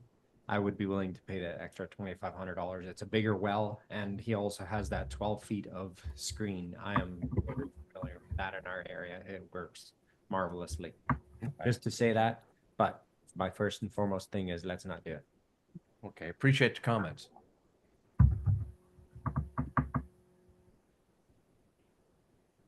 These are quotes. So this didn't go out to tender, but you got some quotes. Yes, that's correct. So are we bound? Nope. Okay, thank you. Just to clarify that. No, if Councillor Froese is correct, a 6 5/8 well actually produces more water than a 5-inch well. And if you take the dollar value, the value of this is actually lower for the Hayden water well for what you get. Correct.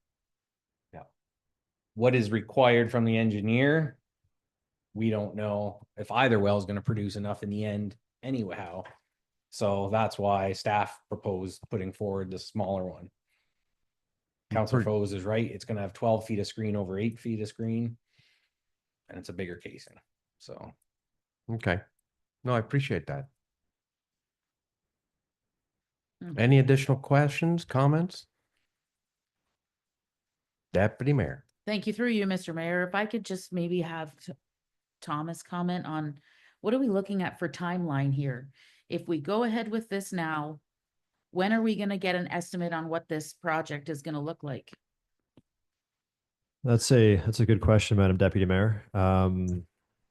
See, some of this information would have to go back and the engineer would have to take into account the ultimate draw out of the system to then design the water system. And depending on the complexity, which depends on the water draw, time could differ. We could be looking at late June, early July. That's just an estimate. Just a note to council that we don't have to have substantial completion of this project until March 31st, 27. So we do still have time. But I do understand there's some urgency around getting things out. There is also from our side of things. We were hoping to have a lot of this done and dusted a few months ago. However, obviously we've run into, this hiccup in water supply is absolutely paramount to the success of any expansion. So we've got to make sure that, if we're going to do this, we're going to do it right. just to add to Thomas's comments, based on these two quotes, both contractors are within 2 weeks of this meeting. So with that, if a Hydro G was also to go ahead, he figured he was probably, last week when I talked to him, he was probably 2 weeks away as well. Locates have already been done out at the side of the building for that reason, to keep that part of it moving. Okay, Councillor Chilcott. Sorry, just to build on what Rainey was speaking about.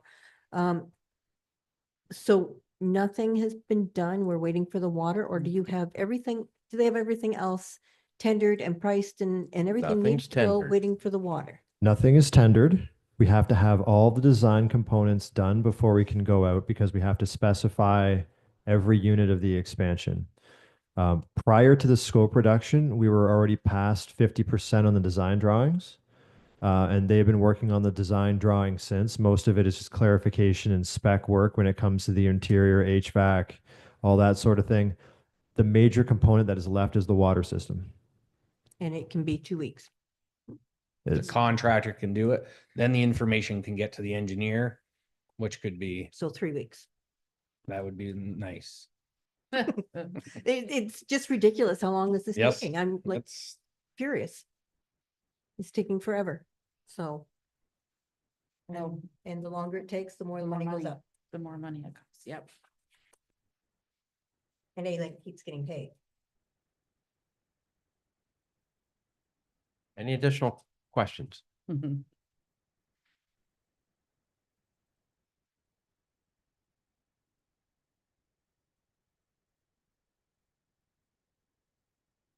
All right. We do have a draft motion. I can put it on the floor.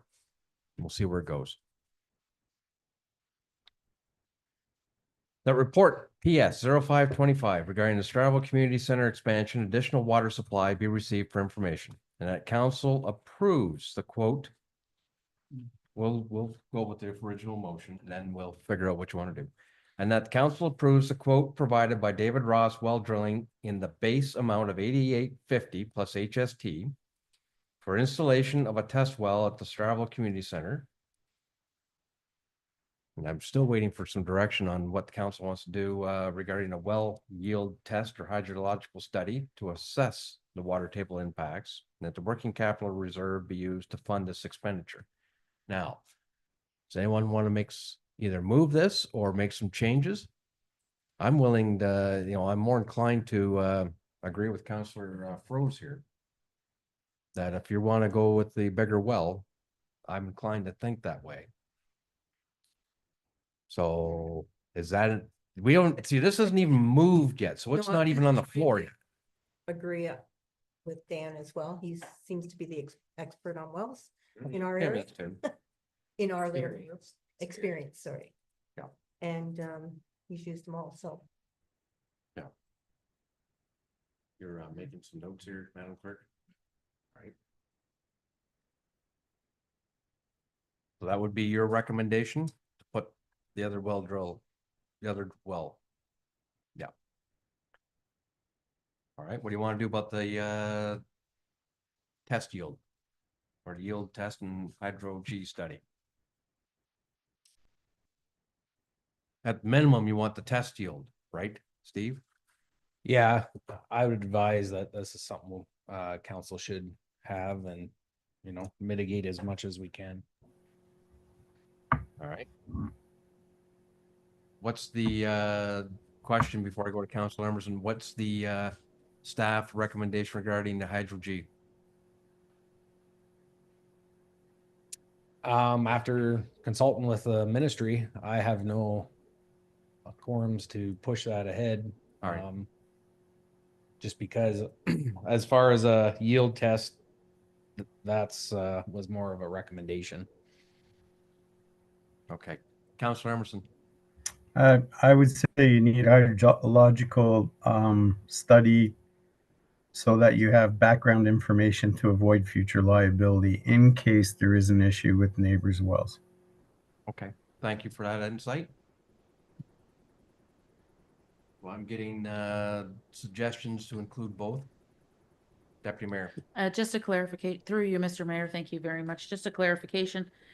These tests, this well, should the project not move forward, will still be a benefit to this facility. Is that Absolutely. correct? I just want to confirm Yep. that. Because I don't want to spend the money That's right.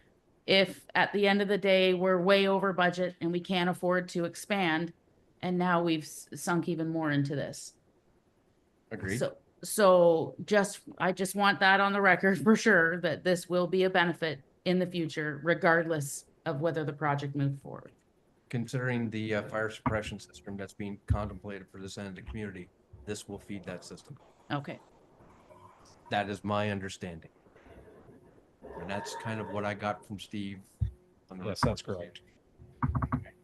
Also considering the age of our existing well and the refurbishment that's going to be required to put it back in service in 5 years. So, Right. Okay. okay. Madam Clerk, have you got some stuff here? So are the yield or the hydro or both? Both. Councilor Emerson is recommending the hydro G because that will mitigate any future liability impact. It just be the hydrogeological will cover everything you need. So we don't need the yield. The test. yield would be a separate, yeah. Thank You you. won't need that. Okay, Want me to read it? yes, please. So we have that report PS 0525 regarding Stratfordville Community Center expansion, additional water supply be received for information. And that council approves the quote provided by Hayden Water Wells in the base amount of 11,200 plus HST for installation of a test well at the Stratfordville Community Center. And that staff be directed to obtain a hydrogeological study to assess water table impacts, and that the working capital reserve be used to fund this expenditure. All right. Mover and seconder for that. Councilor Chilcott. Deputy Mayor Weisler. All in favor of that? Opposed? Wow. I'm gonna vote in favor, so it's carried. In the interest of moving things along. It's 8:35 almost. I'm gonna call for a 5-minute break.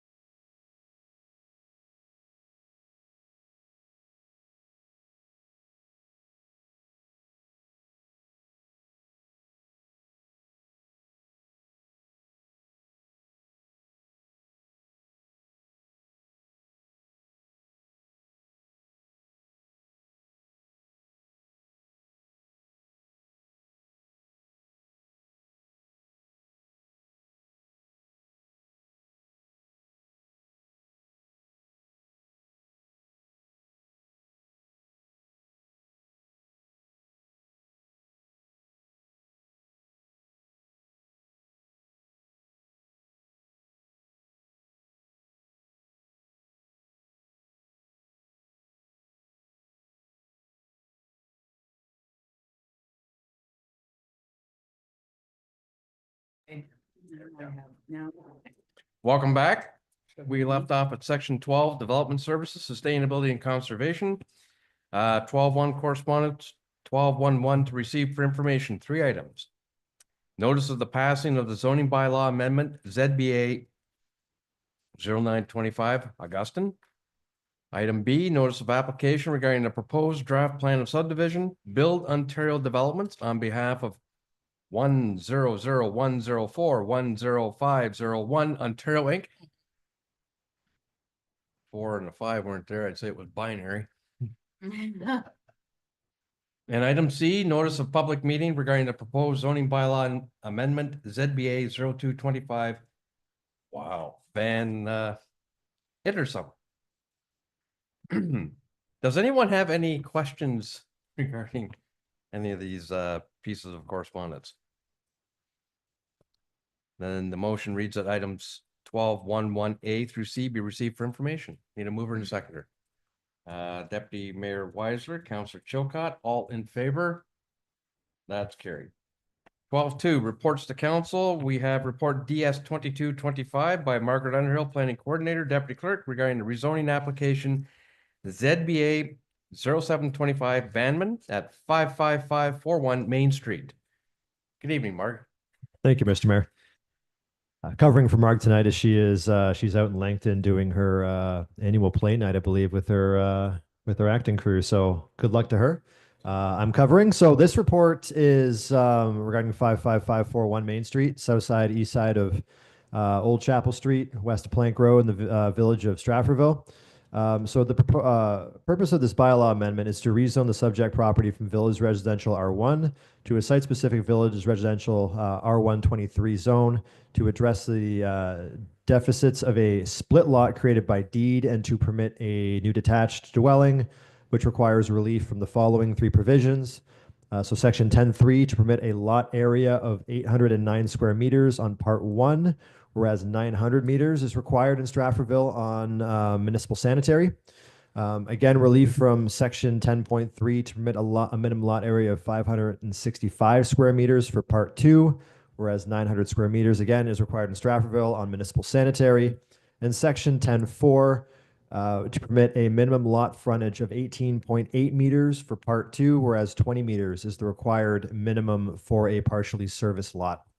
The effect of this bylaw is to permit the development of a single residential dwelling on a lot that was created by deed that does not meet the minimum lot area or frontage requirements for the proposed zone. Public meeting was held on April 17th, 2025, with 2 sign-in attendees and 1 written submission.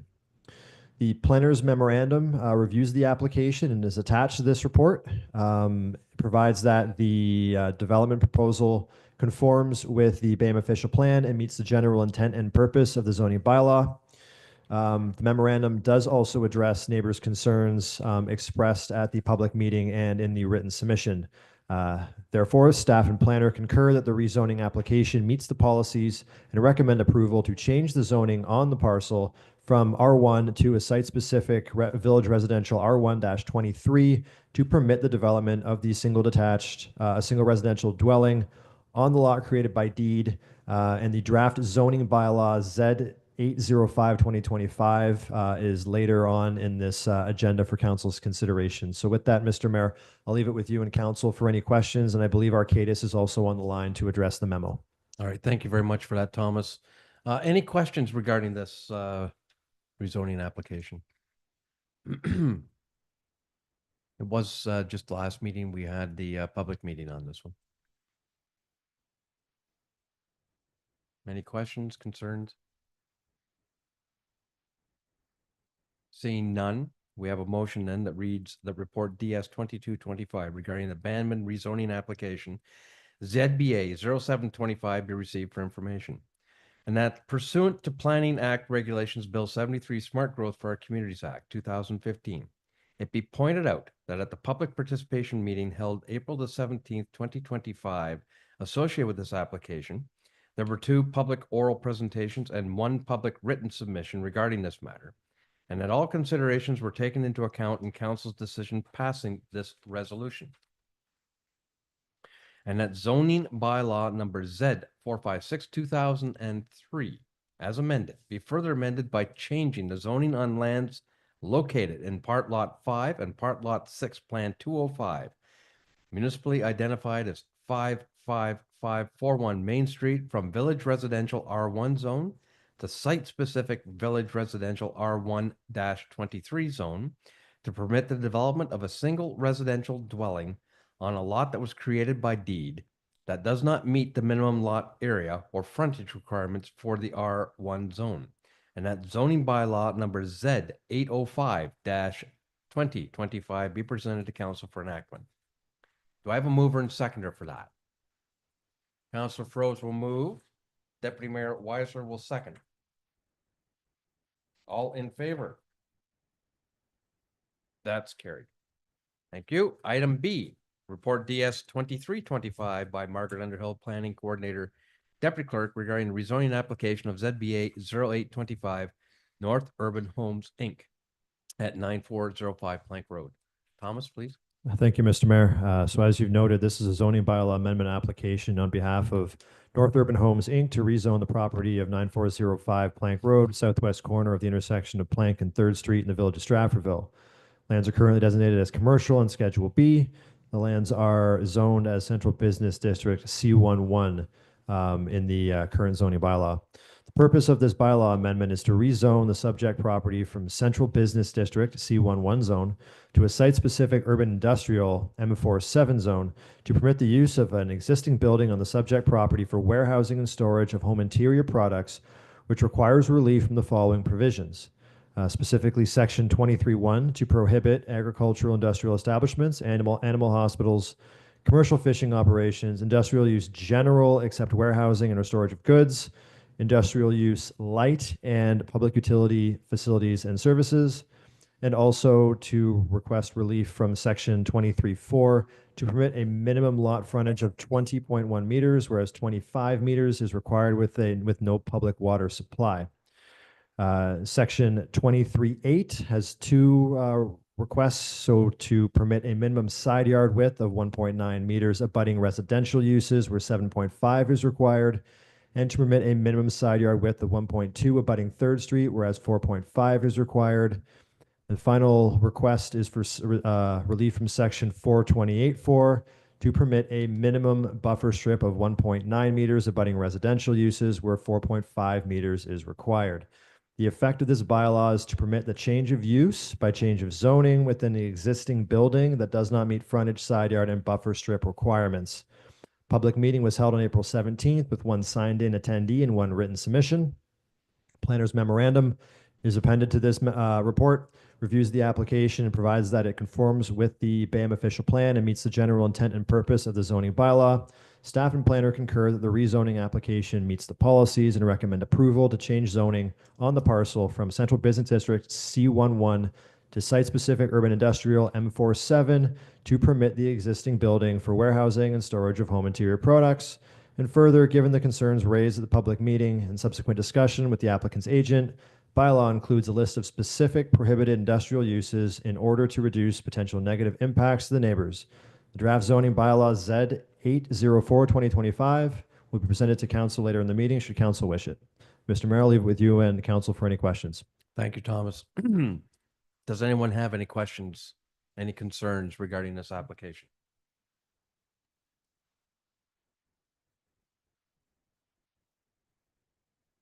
Okay. We have a motion that reads that report DS 2325 regarding the North Urban Homes, Inc. rezoning application ZBA 0825 be received for information. And that pursuant to Planning Act Regulations Bill 73 Smart Growth for Our Communities Act 2015, it be pointed out that the public participation meeting held April the 17th, 2025, associated with this application, there was one public oral presentation and one public written submission regarding this matter, and that all considerations were taken into account in council's decision passing this resolution, and that zoning bylaw number Z 456/2003 as amended be further amended by changing the zoning on lands located in lot 9, lots 10 to 12, part lot 7, plan 205, municipality identified as 9405 Plank Road from Central Business District C1-1 zone the site-specific urban industrial M4-7 zone to permit the use of the existing building for the warehousing and storage of home interior products, which requires exceptions from the following provisions as follow. Section 23.1 to prohibit agricultural industrial establishments, animal hospitals, commercial fishing operations, industrial use, general, except for the warehousing and or storage of any goods, substance, article, or thing, industrial use, light, and public utility facilities and services.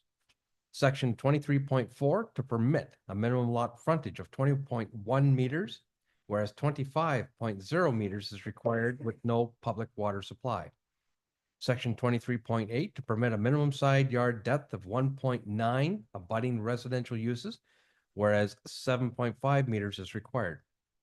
Section 23.8 to permit a minimum side yard depth of 1.2 meters abutting Third Street, whereas 4.5 meters is required. And Section 4.28.4 to permit a minimum buffer strip of 1.9 meters abutting residential uses, whereas 4.5 meters is required. And that zoning bylaw number Z 804-2025 be presented to council for enactment. Do I have a mover and seconder for that? Councillor Chilcott will move. Councillor Emerson will second. All in favor? That is carried. Thank you. Item C, report DS 2425 by Margaret Underhill, Planning Coordinator, Deputy Clerk, regarding the rezoning application ZBA 1125 Beard at 55197 Green Line. Thomas, please. Thank you, Mr. Mayor. As noted, zoning bylaw amendment for owner Sally Beard to rezone her property at 55197 Green Line, south side, south of Pressy Road and west of Summers Road, southwest of Tilsonburg. Lands are currently designated agricultural, currently zoned agricultural A1. Purpose of this bylaw is to rezone the subject property from A1 to a combined agricultural and temporary A1 T210 zone to permit a garden suite on the subject property for a period of not more than 10 years, which requires the addition of the following provision of the zoning bylaw, specifically section 10.4 or 26.410 to permit a garden suite in the form of a one-story transportable prefabricated dwelling unit for a period not to exceed 10 years. The effect of this bylaw is to permit the placement and servicing of a temporary garden suite. A public meeting was held on April the 17th with no signed-in attendees and no written comments. To note, the applicant has requested that council consider the garden suite for the maximum allowable temporary timeframe of 20 years per the Planning Act.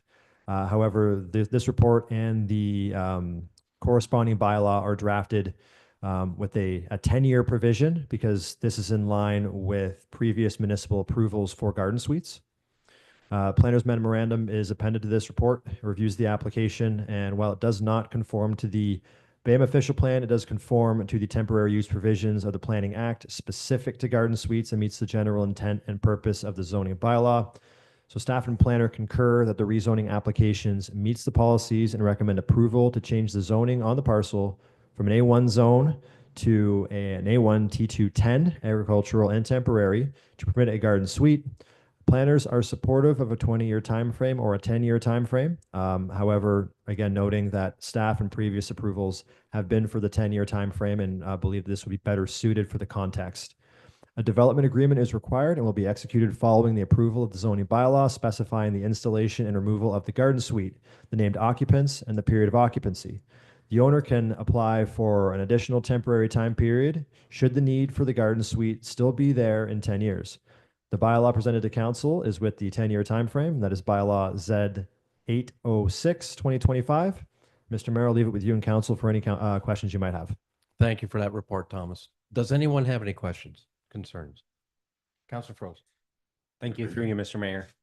Thomas, could this not have been an ARU, or what is the difference between a garden suite and an ARU? It's a good question from the councillor. I wonder if Mr. Barrett is on the line and might be able to address this one more fulsomely than myself. I'm okay not getting an answer. It is a question. Fair enough. It is, I agree with you, Councillor Froese, and I wondered why they wanted to go this particular route, but there are, before ARUs became usable, mandatory, if you will, usable, whatever. this garden suite was something that was used in the municipality previously, it's going back 2 terms or better, but still. Is he here? Y- Yes, I was just waiting for you to finish. Good evening, your worship and members of council. Dave Barrett with Arcadis here, subbing in for Margaret. In short, I don't know the difference offhand. I know ARUs were just recently introduced through changes to the Planning Act. Just given the township's official plan has allowed for these types of garden suites before, that's probably the direction that the applicant was given. Okay, thank you for that, Dave. Appreciate it. Councillor Chilcott. So is this something we should bring to their attention so that they're aware? Because they want 20 years, they can't get it because it's a garden suite. With an ARU, they possibly could, like, unless, no, I don't know, like. Yeah.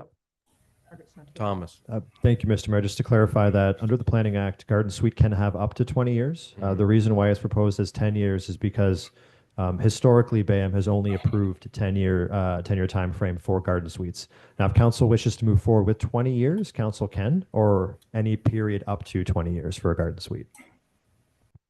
The garden suite is meant to be temporary. Correct. Yeah, yeah. An ARU could be permanent. So that's one difference.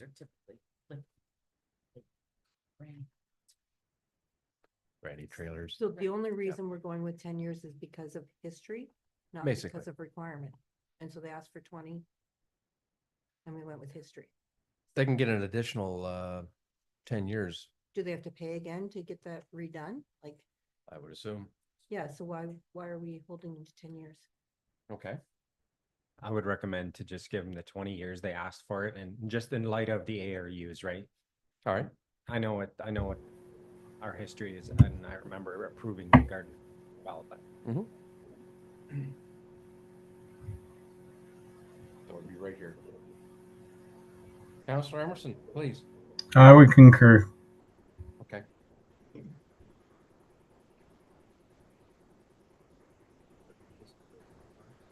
Thank you. I'll be dead, but Well, you never know. Additional residential units and Okay. All right. We have a proposed motion that I'll put on the floor. That report DS 2425 regarding the Beard rezoning application ZBA 1125 be received for information.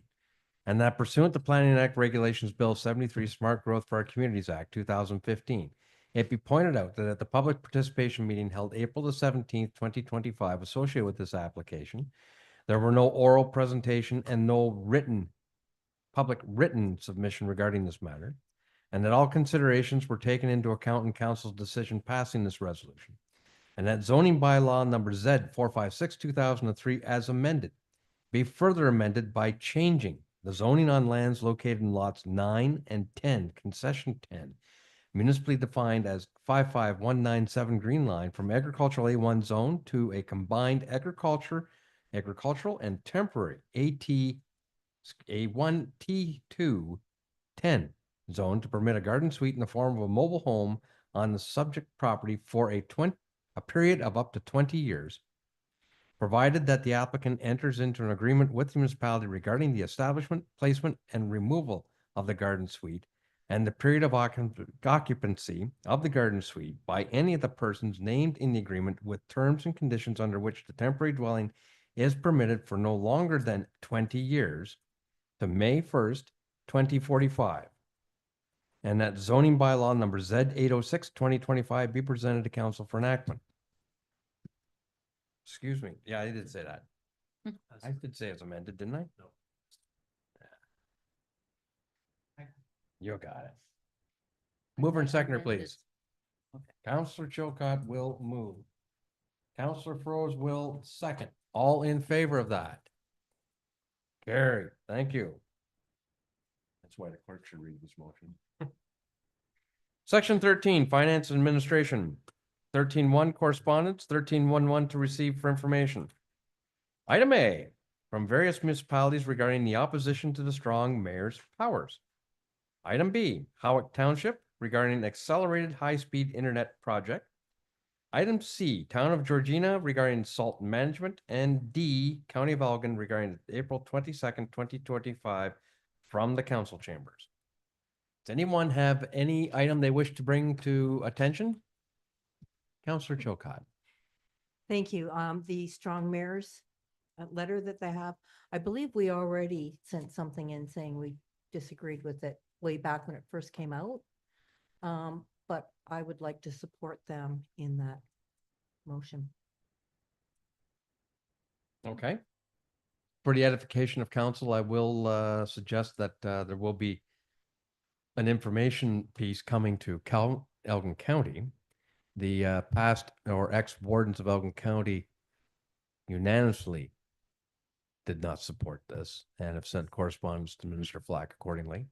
So that'll be coming forward probably in the next session. So, I'm not here to support it. well, it'll just be for an information session at the county, but still. So, okay, that's fine. Yep. Deputy Mayor. Thank you through you, Mr. Mayor. A comment and then a question. Mhm. Just a comment about the item number 1311B with the accelerated high-speed internet project. I found that to be very disturbing.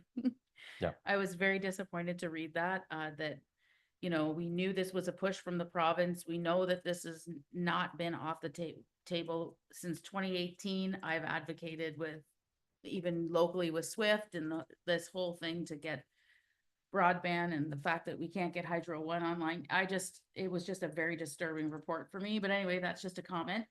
The next thing I wanted to ask was in terms of the county council minutes or notes, I was wondering, because I apologize, I was not, I didn't have time to have a look at the actual meeting.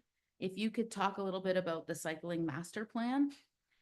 And I could tell by the notes that there was quite a discussion about that, which is fine. However, I know some municipalities and some cities are actually removing bike lanes. So, and it is here rurally, it is it's very challenging. And we do have a lot of cyclists that are using our roads. So I was just curious, there looks to be some type of community engagement, and I just wondered what that might look like. As you say, the community engagement or public inquiry Yeah. will be taking place. This was an item that was brought up under committee of the whole. Of course, it has Yes. not been sanctioned by council or endorsed by council at this point. They're looking for further public input on it. There's a fair expenditure that comes with establishing bike lanes down the county roads. And I believe, I'm going from memory here, but it's 10 million over the next 10 years or so to get there. The So report it's substantial. suggests- Like, you know, your reporting is suggesting 800,000 a year for Yes, maintenance. That's for pretty maintenance alone. significant. Yes.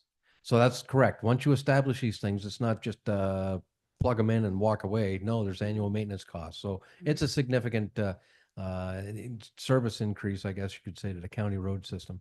And not all of our county roads are actually able to support bike lanes. I'm thinking of some places in our own community that would be benefit to have bike lanes. Just mainly from a pedestrian safety perspective. I'm thinking of 19 or Plank down around Vienna. There's nowhere to go. That's right. So I'm torn between trying to support bike lanes or cycling master plan, or is this something that we really need to do?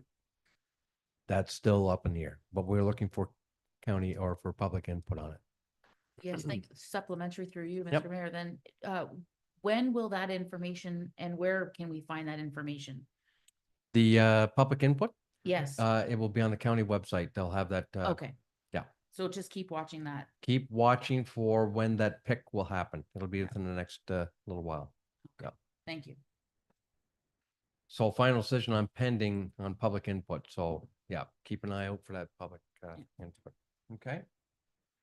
With respect to your comments on item B, we had that in our own community 100%. where we have poles have been erected to carry the the fiber optic cable directionally drilled so far, then up on a pole, and the issue that Howick Township is bringing forward is they're germane.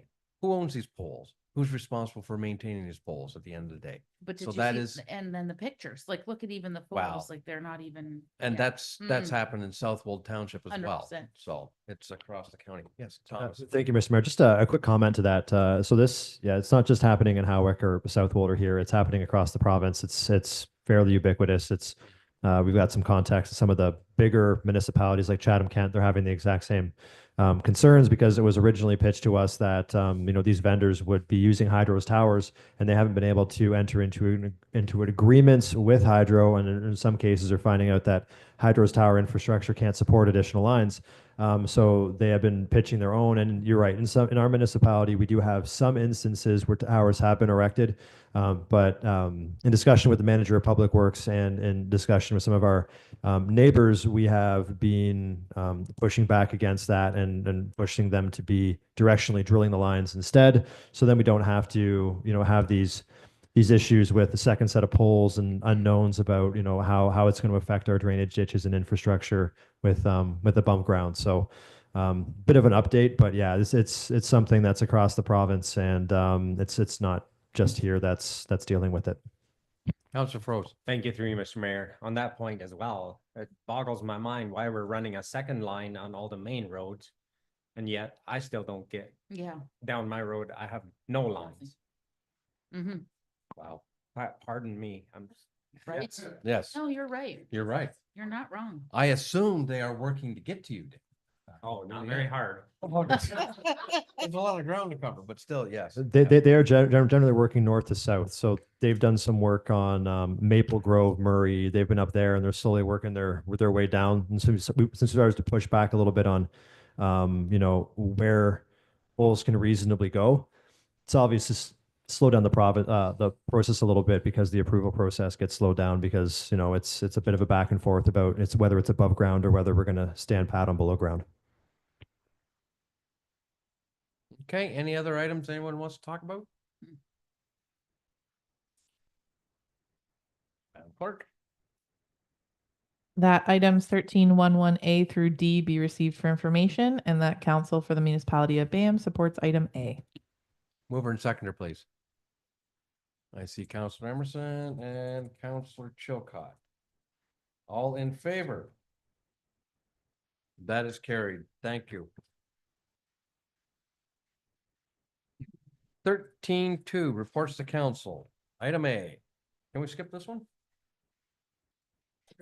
Report CL 0125 by Megan Elliott, clerk, regarding the 2026 municipal election method of vote. Madam Clerk. Thank you, Your Worship, through you to council. So last meeting, I presented this report for consideration on the 2026 election method. It was deferred until the next meeting, which is tonight, for council members to marinate with what was proposed and discuss with the residents of Bayham. So I will leave it with you for further discussion and can chime in where we can. Okay, thank you for that, Megan. Comments, questions? What's everybody want to do?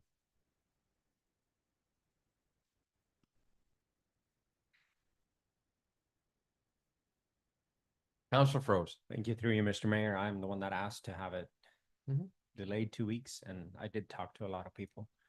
And I have found very, very few that would like this system. Other than that, it was opposition to this online thing Okay, thank you for that. and calling things. They're Okay, Mhm. any other comments?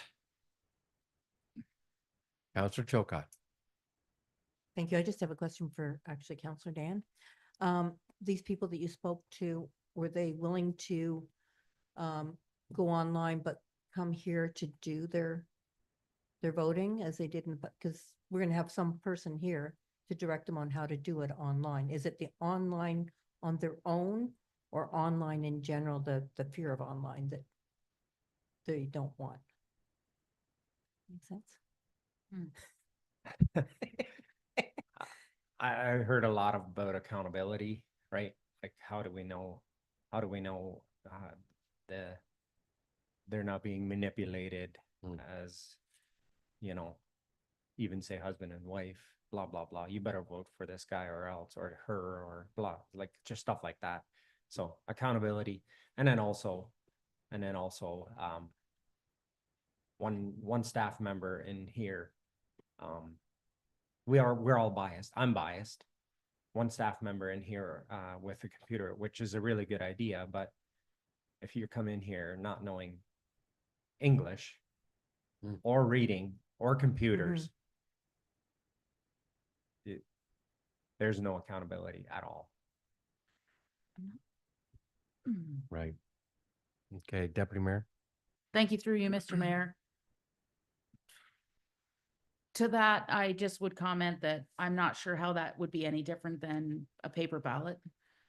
But at the same time, after just coming off of the insane amount of work that I just did on a federal election, I am seeing a lot of inconsistencies as well with our regular voting system. And I do like, with this proposal, the additional time in which to vote. That's one thing I do like. It's not subject to just 4 advanced poll days and election day. You have a full 10 days. And that's not subject to a specific time period either. So you could technically be putting your vote in at midnight, because if you're doing the phone voting, you can do that at your own time, at your own convenience. So I do see some benefits to this. In addition to the decreased cost, I do see some benefits to implementing a system like this.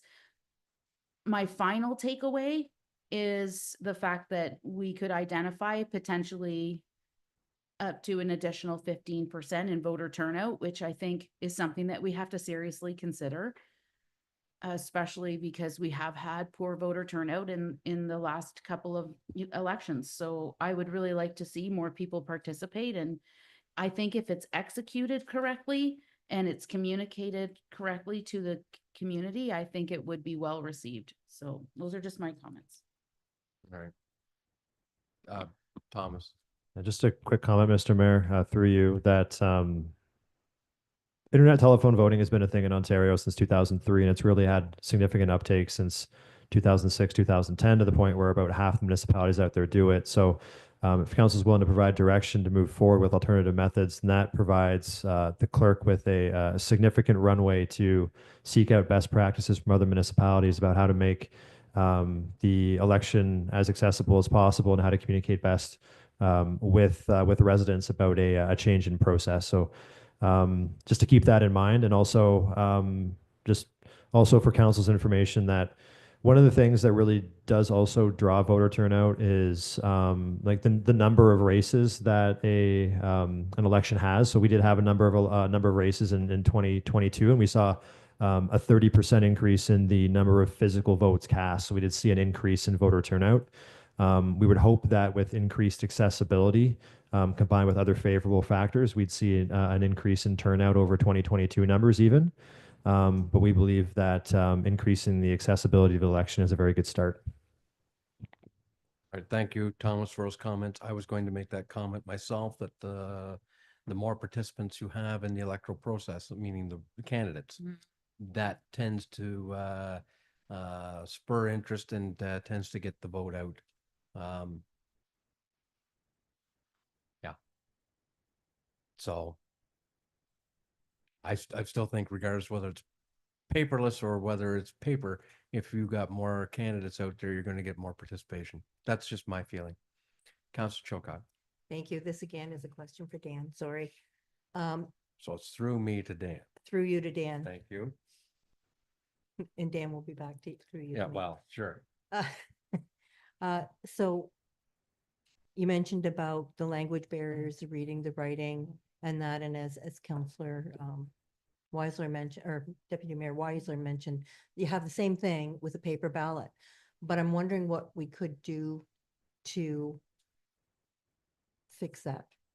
Could we have somebody, and maybe this is for all of council, could we have somebody there that did speak Low German, High German, whatever that the main language is, so that people feel more comfortable and they can understand it, or can it be translated into other languages, so that they're not looking at, please put an X here, they're looking at their own language.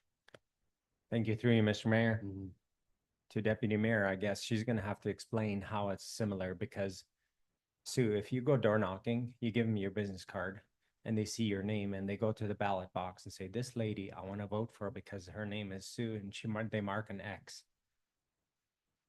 How is that more complicated or less complicated there than going to a computer that you can't read? So So the last time I voted, all I made was an X beside the person I wanted to vote for, right? correct, but I think she was talking about paper. You were talking about the language barrier, and she was saying paper would be the same language barrier as it would be on the computer, because you're still clicking an X in that box next to, So you're just gonna open up My a name. page and all the names are gonna pop up. No, it's gonna be 3, 4, 5 steps, plus put in your PIN code, right, and that's where, not even close to the same. I don't know, I've never electronically voted. Try getting a beach parking permit. No, I'm serious. That's a 5, 6, 7 steps Okay. to get a beach parking permit. Haven't done it. Should try it. Yeah. Megan? Through your worship, I can definitely appreciate that there could be some difficulties if at home and unsure how to navigate that. With the availability of the help center, I would believe that that is what Deputy Mayor was trying to say, that regardless if you're coming to this location, which would be the same location if it was paper or internet. So even if you didn't get anything in the mail, you didn't hear about anything, you just showed up on around that time because that's what you did every 4 years, then you come here and instead of a pencil, you use your finger. There's forms available that if they need assistance, they sign off on that form that somebody can go behind to help them.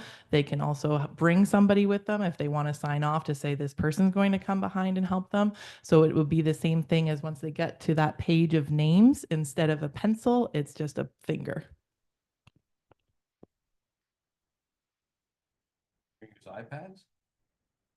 We might have iPads, might be a touch screen computer, it might be a mouse, either of those options. Mouse isn't a finger. Finger with your palm. Okay, okay. All right. I'm sorry, Councilor Froze. Thank you through you, Mr. Mayor. So I could go to an Arabic or a Low German website and you would find your way around and figure out what to do.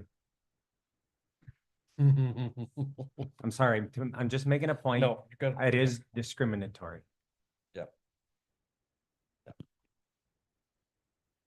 Okay, the point taken. And I guess the point is being that it's not particularly any one language, but there could be multiple language barriers. No. Okay. Any other comments, concerns, questions?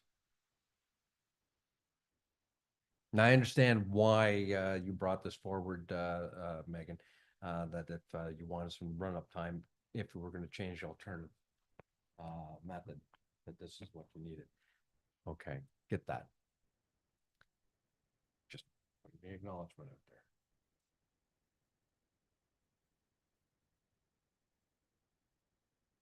Thomas. Just one final comment, just from a costing and like resource perspective. So Megan and I attended the AMCTO zone meeting yesterday, and we chatted with a couple of the clerks from Middlesex County that are going to be participating in this, and they'll be starting to draft the RFP with Middlesex County in May, and they really want to know what municipalities are on board. The information, specifically the costing information provided to Megan from some of the vendors that have been encapsulated in this report, per eligible elector could be decreased by approximately 33% should we jump on board with other Elgin, Middlesex, and Oxford municipalities. So there is the chance to save an extra few $1,000s if we go at this as joint procurement rather than attempting to, go at it alone at a later date or go with a different vote method altogether. So joint procurement here will ultimately save us some additional money than is provided in the report.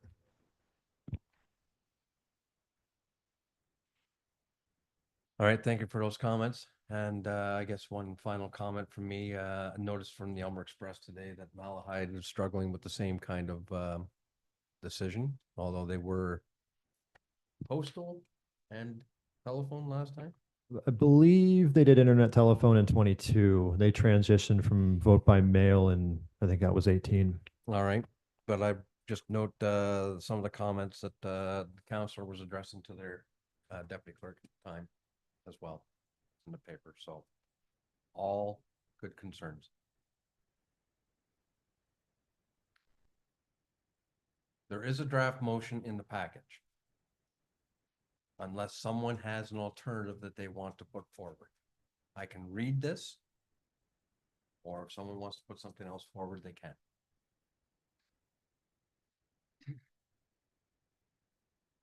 All right, I'll read this. That report CL 0125 regarding the 2026 municipal election method of vote be received for information, and that council approve internet telephone voting as the alternative voting method for the 2026 municipal election. And that the appropriate alternative voting method by law be presented to council for enactment, and that staff be directed to participate in any regional joint procurement process where possible for the acquisition of internet telephone voting services for the 2026 municipal election, and that staff be authorized to execute any agreements necessary to implement internet telephone voting for the 2026 municipal election. Do we have a mover or a seconder for this? Deputy Mayor Weiser will move. Is there a seconder for this?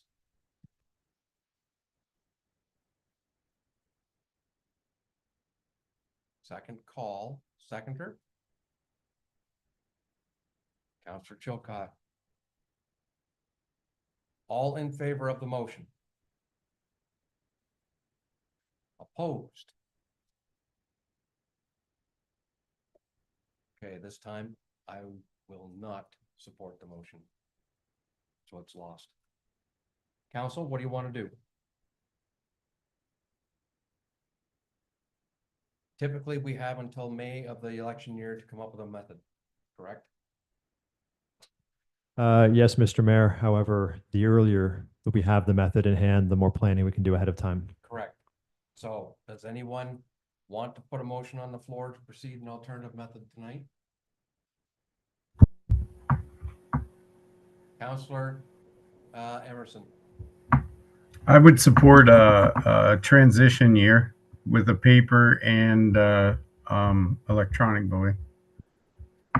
Okay, that was explained. Yep, I appreciate that. I believe it was explained that that would be a much more expensive method. It's 1 year, and it would be a great way to transition and ensure that everybody doesn't feel like they're left out of the process until they learn it or accept it or lose their. I guess the other fear is that there's a general kind of populist distrust right now in the system, and I wouldn't want to do anything that would encourage that. So I think a bunch of options to encourage those feelings and less participation. So for 1 year and one time, I don't know. I would support that. If it's too expensive, then I guess that's for, if a motion makes it on the floor, that's for us to decide, I guess. Or otherwise, if there's no support, it can just fall. But that would be where I lay. Could I perhaps interest you in putting a motion on the floor to have a staff report come back to identify the mechanics of transition type voting methodology for 2026? Would that work? To you, Mr. Mayor, that would work. Mr. Mayor, I'm not quite entirely sure what you mean by voting mechanics. It's operational. How many polls are you going to have? How many, are you going to have an internet help station here? You're going to have paper ballots. You're going to do it at 1? You're going to do it at 3? That's what I'm asking. What's the mechanics going to look like? So just a That couple. will control the costing. Just a couple of comments on that. So if I'm understanding correctly, transition would be paper ballot hand count, but also internet telephone. You'd be looking at a combined cost of approximately $75,000. So we'd be budgeting more money to run 2 elections. So you've got a finite amount of staff capacity, and we essentially have to provide the same level of service for 2 full elections at the same time with really only 1 full-time person in the clerk's office. We do not have the staffing capacity for that. Additionally, if we're going to run a voter help center and advanced polls, now we have 2 different locations that we have to staff at the same time because they're different methods. So we'd be using the track list for one, we'd be using the main hall for the other, which means that we'd need additional staff and additional election official resources. Having spoken to the previous CAO clerk, they had difficulty recruiting and retaining election officials in 18. We had significant difficulty retaining in 2022 to the point where we had to recruit 4 staff day of to get us through the 2022 election. We were counting ballots until 1:15 in the morning. We do not have the staff resources to run to, respectfully. Okay, now, Thomas, your costing is predicated on 3 polls. Yes, Why do you need 3 polls? because we generally run a vote anywhere election. So if you're voting Ward 1, you don't have to come to Ward 1. You can vote in Ward 2 or 3. And there has been comment that we received in the 2022 election about ensuring that we have poll locations, physical poll locations in each of the wards to ensure that one ward is not perceived as biased over the others. So we would be looking at running the same thing because we have to assume that people will come out and they will vote internet or they will vote in person, but we don't know those numbers ahead of time. So we have to plan for 2 full elections. And we do not have the staffing capability. And if history tells us anything, we will not have the election official uptake unless we significantly increase cost to recruit and retain. That will have a cost implication. Councillor Chilcott. Thank you. You mentioned you'd have to do electronics in the track list and paper in the other, or vice versa. Just as an idea, yes, we'd have to run one in one and the other in the other. Why? Like, why can't they be done in the same room with electronics at one table and the others at the 3, like 4 spots like we had 3 the other day? We would have to look at the logistics of that. And if there's any worry or any concern about, reducing the amount of privacy with respect to the tech or the voting screens.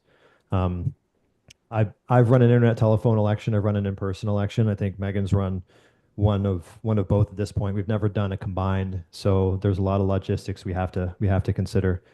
Realistically, separating them both out seems like the better option. But again, that's going to be internal discussion.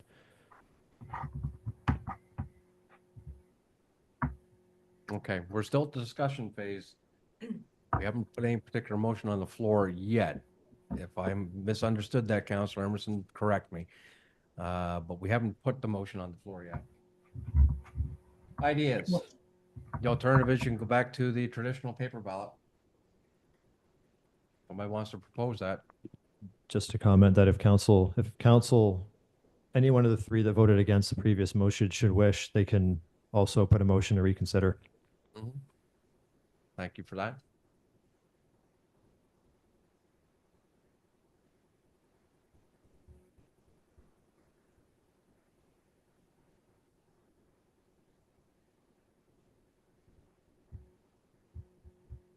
I can't put a motion on the floor myself.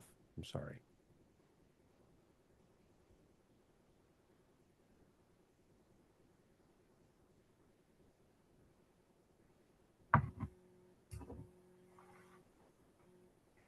Through you, Mr. Mayor, Please. I would recommend the in-person hand count. In-person paper ballot? Yes, sir. Okay, that's a motion on the floor? Yes, sir. All right. You have it? You want to read that motion? That report CL 0125 regarding 2026 municipal election method of vote be received for information, and that council approve paper-based traditional ballot vote anywhere live voters list as the method of vote for the 2026 municipal election. Do we have a seconder for that motion? It was moved by Councillor Froese, seconded by Councillor Emerson. Calling the question. Keep in mind, we need to pick one. All in favor? 1, 2.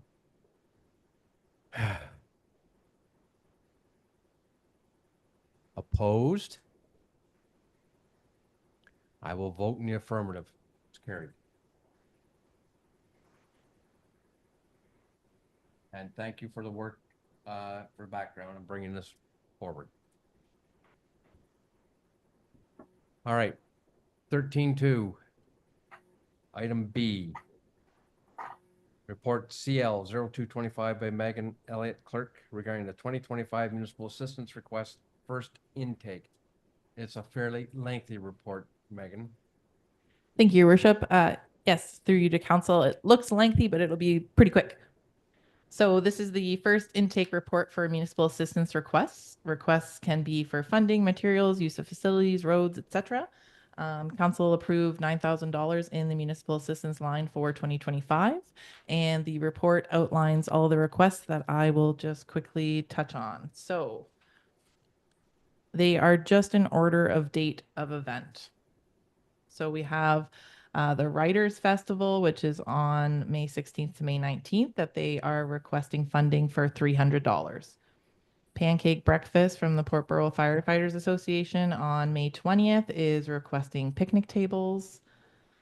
The weekly play group early on at Straffordville and Port Burwell are just requesting use of our facilities with relief of payment for the Straffordville location.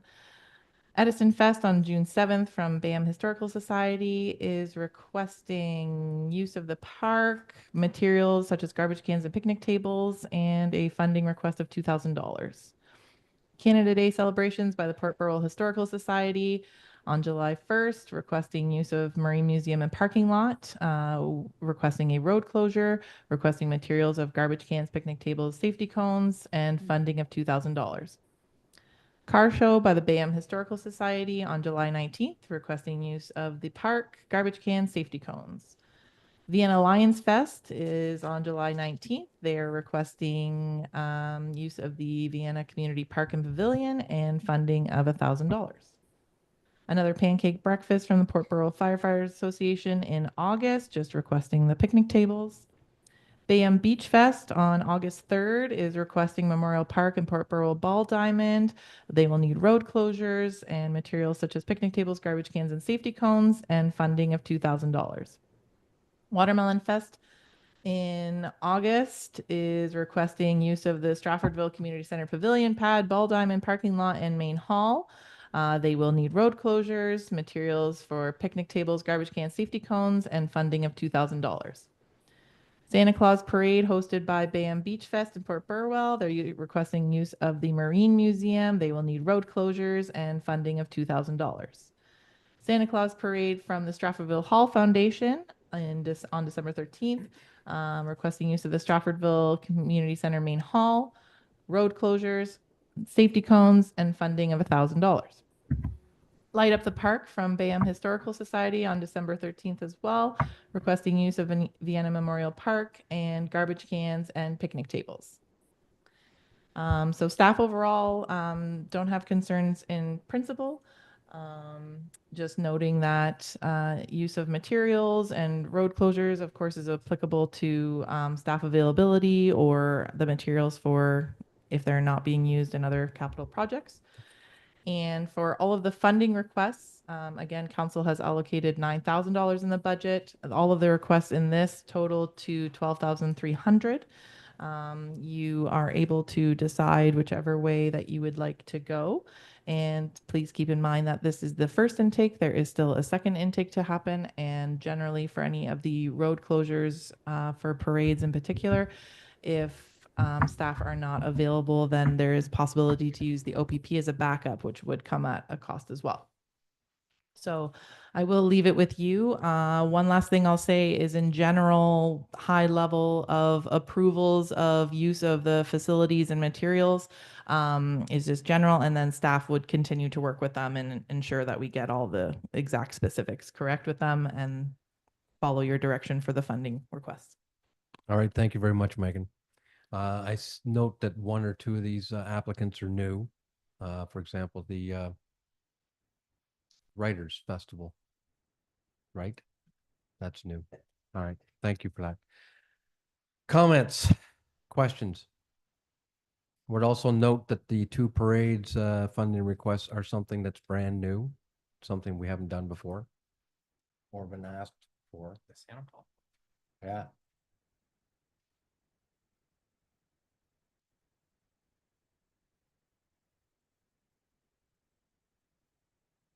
I was hoping the deputy mayor would carry on this one, but I'll do it. Oh, Oh, sorry. I was- Dan, go ahead. Thank you through you, Councilor Mr. Mayor. I would just like to note the Maple Leafs won. Well, then we can carry on all night. There's no reason. No, yeah. Relax. Okay, deputy mayor, do you want me to make the comment? Well, through you, Mr. Mayor, I think we're setting a dangerous precedent there. We host a lot of parades. It is tough. I'm actually encouraged by the uptake. My concern is we have another one coming. And we haven't even allocated any contingencies for OPP Mhm. cost overages here. I think definitely for budget considerations next year, we might want to consider increasing that line item. I would love to see us, however, try and support these community events. I enjoy all of them and would like to see them continue. I'd like to support them all.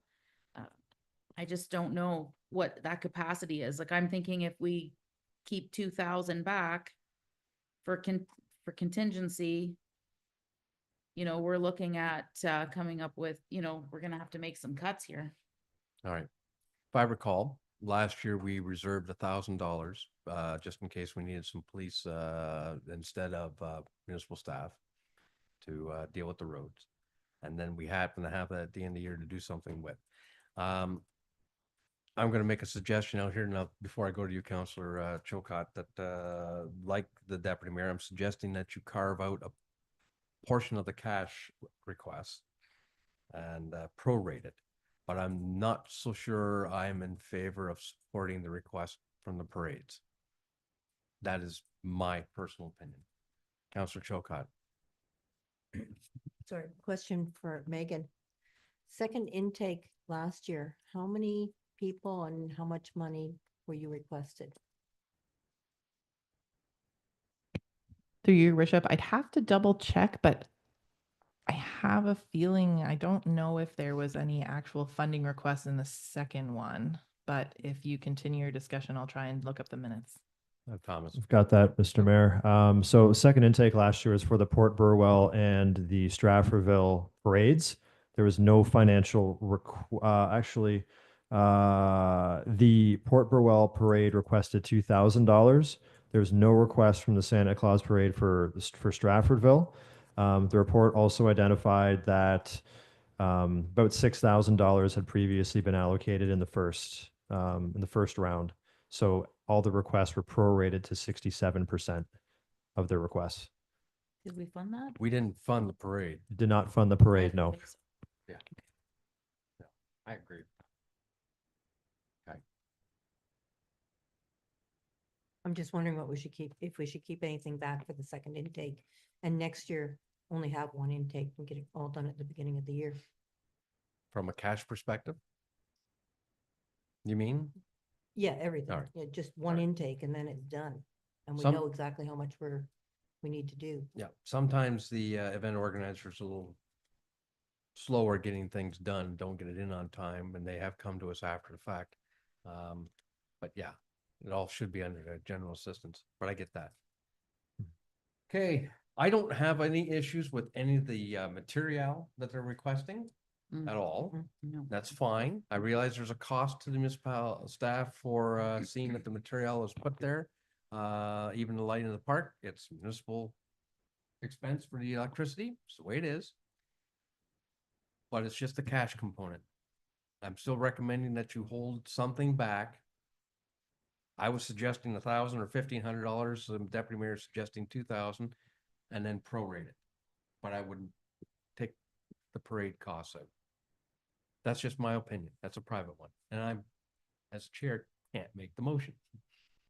So I'm pretty safe. Thomas? Just a quick note, if council is interested in that based upon what the mayor said. So the parades are a total $3,000 in funding. If you pull that out, you're looking at 9,300. You prorate 80% for the rest, then you hold back about $1,560. And that will give you some buffer in case there's a request for, the second intake or we need OPP or whatever that happens to be.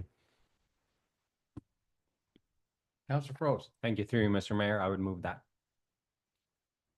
Okay. Have we got, we've got a motion here before us, and I'm gonna let, the clerk doctor things up, but have we got someone that's willing to support that from a secondary point of view? Councillor Emerson will, and so will Councillor Chilcott. I think we have consensus. When you're ready, Madam Clerk, if you could read out a motion. Potentially.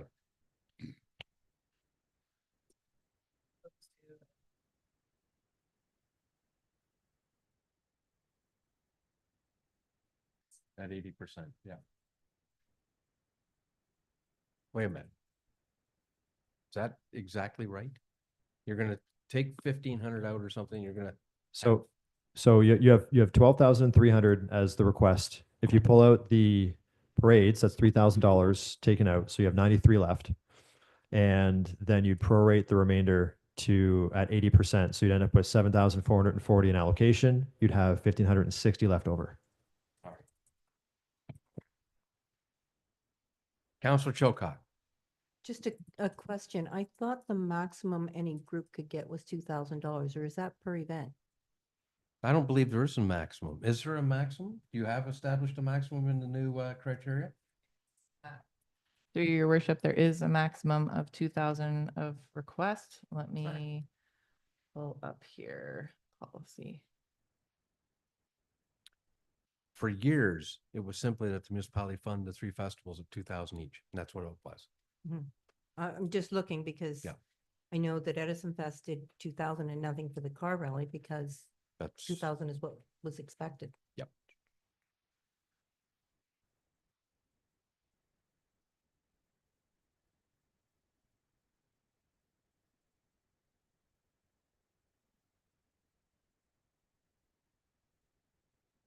Thought we used, the federal government used to celebrate or fund Canada Day.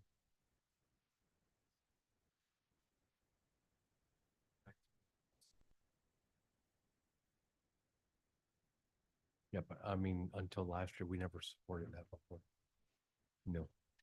Through your worship, the way the policy reads is it is applicants are eligible to apply for up to 2,000 per event.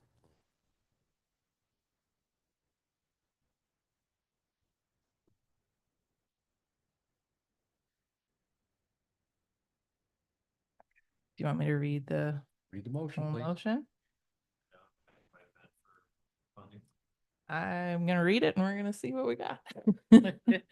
So we have that report CL 0225 regarding 2025 municipal assistance requests first intake be received for information, and that all facility and road closure requests be approved subject to the provision of a liability insurance certificate and the minimum amount of $2 million, naming the municipality of BAM as an additional insured, and that the request for a staff presence for road closure purposes be approved with the ability to utilize the OPP as a backup and, if utilized, compensate from the municipal assistance budget, and that staff be directed to advertise or advise external agencies of the approved events and obtain county approval for use of county roads for noted closures, and that all material requests be approved with a deposit of $10 per item to be provided to the municipality prior to the event, and that staff be directed to conduct lawn and facility maintenance as necessary prior to the events, and that all facility rental relief requests be approved, and that the following funding requests be granted with prorating at 80% for the Writers Festival, Edison Fest, Canada Day, Vienna Lions Kids Fest, BAM Beach Fest, and Watermelon Fest,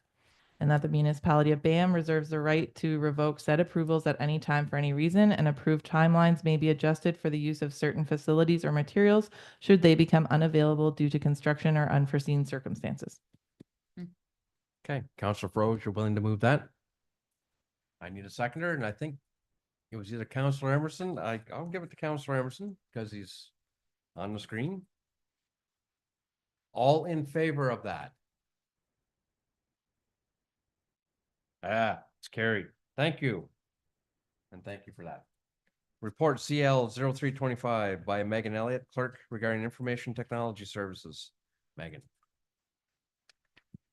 Thank you, Your Worship. Through you to council, my last report. So this report is being presented to council to consider the option to sole source our IT services to a new provider. We are currently receiving IT services from a third-party contractor through the County of Elgin. IT services has been through the County of Elgin since 2019, but in 2023 it shifted from county staff to a third-party contractor. Since the switch, BAM has experienced a number of issues since there is no formal agreement in place to outline the terms of service, and we are not receiving the same proactive IT management as we used to have. With BAM's operations, it is very important to have a service provider who will offer a fulsome proactive IT management approach and not just be reactive. Staff have discussed this with the County of Elgin for how the arrangement may improve in the future, as an manager of IT services is planned to be onboarded with the county in about 6 weeks. This addition may lead to improvements for defining the terms of service and support overall, but we fear it may not be within the timeline we need it to be. Because of this, staff have been in contact with the other Elgin municipalities who all use the same vendor for IT services. Malahide, Elmer, West Elgin, Dutton Dunwich, and Southwold all use Zuling Technologies and highly recommend their service. Zuling Technology was brought on board by 4 of the noted municipalities, issuing a joint RFP in 2022, and then Elmer joined their services in 24 by sole source. When looking at financial considerations for the service, Zuling's hourly cost is slightly higher than the third-party contractor through the county at the moment, but their server maintenance fees are less. It is also believed that Zuling will have a better understanding of our systems, resulting in more efficient tickets and less resources used overall, which will again result in a similar cost to be within current budget. Being with the same provider as the other Elgin municipalities will also offer cost savings for bulk purchasing and shared service agreements where applicable. One area that has financial consideration for switching service providers is the cost to house our own servers, as they are currently with the county. Zuling has quoted this process for us and what we would need to purchase, and it estimates to be about $8,200 plus HST and labor. If this is the route we choose to go, then staff propose repurposing capital item GG07 for the chamber upgrades to be utilized for this instead. Staff do recommend approving a sole source for IT service management with Zuling Technologies for a 2-year agreement under the same terms as the other municipalities, which a sample agreement is attached to the report. There is another section that I speak to in this report, but I'll pause here for discussion and loop back to the last piece. All right. Comments? Questions? Councilor Froese. Thank you, through you, Mr. Mayor. Makes sense to me. Yep. Well, I think, I'm a believer in synergies and I believe in working with our neighbors. And I think the direction that the council took back in 19 was the right direction to move from a more expensive service to a cost, sharing arrangement with the county. It just hasn't worked the way it was envisioned. All right, particularly with the change in the service provider in 23. And unfortunately, I've been hearing it from staff enough that it's just very reactionary trying to solve problems. So we have 5 of our municipal partners out there are getting along very well with this particular service provider, and it appears to be affordable. Then I think we have an opportunity to take advantage of that. I think we should pursue it. I'm a little disappointed with the county, but hey, that's life. I'll get over it. Councillor Chilcott. Thank you. I agree to that as well. The last thing you want is to have your office down because the IT is not available. And yeah, I've had days where I've sat at my desk. Everything's on my computer. I can't get to it.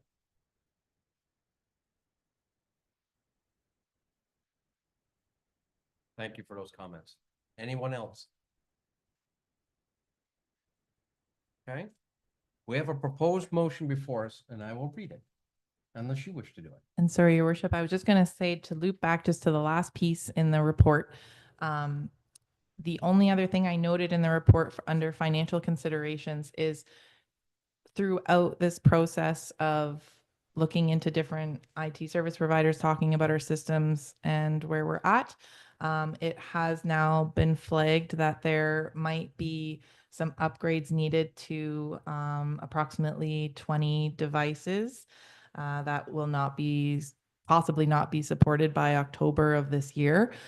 So we are continuing to look into options for how to go about that and what that might cost us. At current, if we do need to replace everything, it might be approximately $25,000.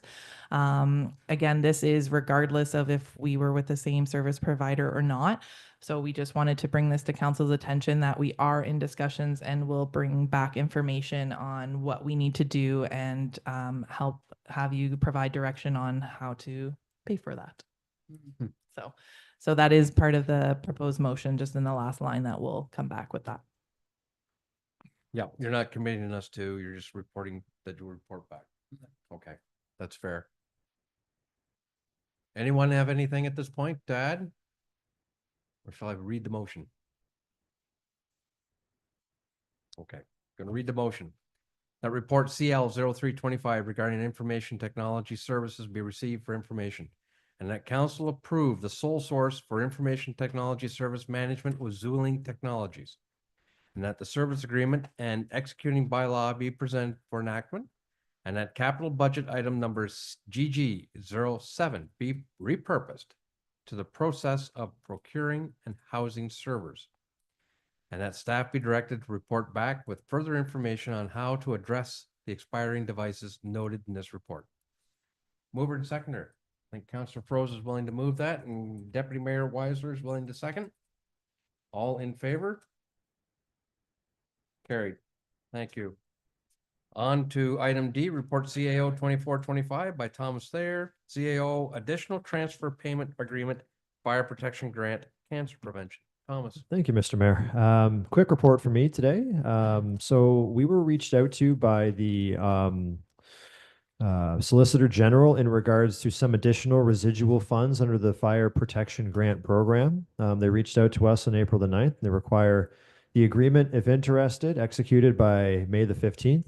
The municipality will receive through this additional TPA an additional $361.73. This will go towards the same project retrofit at each of the fire halls as identified in report CAO 0125. Should council be interested, the TPAs later on in this agenda will be seeking council's direction. The recommendation is to authorize the mayor and the CAO to execute the agreement, and then we'll remit it to the Solicitor General. Leave it with you, Mr. Mayor. Thank you very much for that. It is a good news story. Big one, but still anything is better than nothing. Never turn it away. I'm glad you feel that way, Deputy Mayor. Keep that in mind. Okay, we have a motion. If there are no further questions, the motion reads that report CAO 2425 regarding additional transfer payment agreement, fire protection grant, cancer prevention be received for information. And that council authorized the chief administrative officer and mayor to execute a transfer payment agreement between His Majesty the King in right of Ontario, as represented by the Solicitor General and the municipality of Bayham for the Fire Protection Grant Program. Can I have a mover and seconder, please? Deputy Mayor and Councillor Chilcott. All in favor? That is carried. Thank you. Brings us to the real fun stuff for the evening, the bylaws. There are 4. Bylaw number 2025-033 being a bylaw authorized the execution of a transfer payment agreement between His Majesty the King in the right of Ontario and the Corporation and Municipality of Bayham for the Fire Protection Grant Program. Which one is going to be amended? The last 06. Thank you. Bylaw number Z804-2025 being a bylaw to amend bylaw number Z456-2003 as amended, North Urban Homes, Inc. Item C, bylaw number Z805 2025, being a bylaw to amend bylaw number Z 456, 2003 as amended, Banman. And item D, bylaw number Z 806, 2025 as amended, being a bylaw to amend bylaw number Z 456, 2023 as amended. Beard. Okay, any question on any of the bylaws? All right, need a mover and seconder for the following. The bylaw numbers 2025-033, Z 804, 2025, Z 805, 2025, and Z 806, 2025 as amended. Be read a first, second, and third time and finally passed. Mover and seconder, please. Deputy Mayor Weisler. Councillor Froze, all in favor. Carried. We have no other business this evening. So we need the confirming bylaw. So I need a mover and seconder that confirming bylaw number 2025-034 be read a first, second, and third time and finally passed. Deputy Mayor Weisler. Councillor Chilcott, all in favor. It's carried. Finally, the adjournment motion that the council meeting be adjourned at 9:56 PM. Mover and seconder. Councillor Froze. Councillor Emerson. All in favor. Carried. Fantastic. Thank you all for joining us this evening.